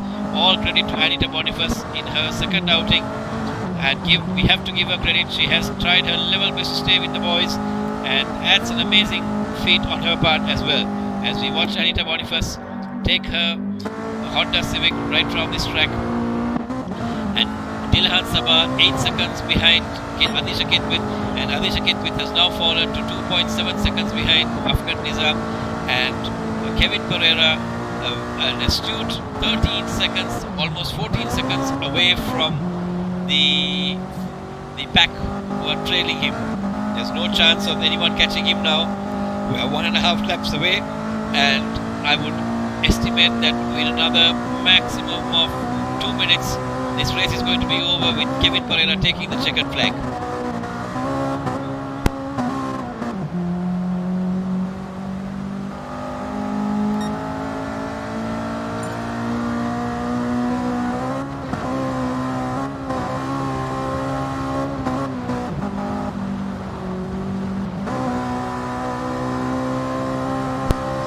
That the incident between the two formulas are Antonio Giovinazzi and the other one is a Williams, and there's quite a bit of debris on track, and the safety car is still out trying to clear the debris, as we still have Hamilton in the lead in the Formula 1 race. And while we have Hamilton in the lead there, we have Kevin Pereira in the lead in Italy at Sargonia, and the final stages of the race are going to take place here. The stewards are evaluating incidents which have taken place in the other races today before the results are out. So provisional results have only been given. All incidents which have taken place are being analysed by the stewards. We've got Akri Amir, Sami Kender and Sabri Salam, who are the stewards of the day today, as we ride with Kevin Pereira in the final stages of this race. Kevin Pereira having driven an amazing race. He actually made a pit stop in this race, not realizing that he didn't have to go in there. It was an absolute mistake, but credit to Kevin. He went into the pits, came out of the pits, overtook everybody else, and got a 17.5 second lead up to now, which means I'm sure he will extend between now and the checkered flag. He's just about half a lap away. He's 3 corners away from the checkered flag. I'm sure he can smell the start. He can smell the checkered flag, and Saman Pereira, his father, must be over the moon. He's bought 3 PlayStations, 3 rigs and 3 controllers for the boys. They're in 3 different continents racing at the moment, 1 in Australia, 1 in Sri Lanka and 1 in the United States. So they're racing from 3 different parts of the world, all coming to race in the CMSC Esport Championship, the Race from Home Championship, brought to you by the Ceylon Motorsports Club. As Kevin Pereira, a great feat, 18.9 second lead to Afghan Niza. I'm sure that will increase. It might be almost 19 seconds, that's it. And Afghan Niza still coming. He hasn't taken the checkered flag as yet. Afghan Niza now gets it all right. There he goes past the checkered flag, gets the checkered flag, and Afghan Niza second. Adisha Kit with Nilhan Sabah 4th, and Anita Boniface in 5th place. And that, ladies and gentlemen, brings to an end round 4 of the Ceylon Motorsports Club Race from Home Championship round 4. And we thank our sponsors Mobitel for their patronage. We are at the X station of Mobitel, and I urge each and every one of you to come down to here, the X station, on the 13th of September and take part. We will have some PlayStations here, some rigs here, where you can come and try your hand. There'll be some interesting things for you to do. You can do selfies with the car, the race car, get inside one and see what it feels like. Until such time, good luck, stay safe and drive home safely. Thank you.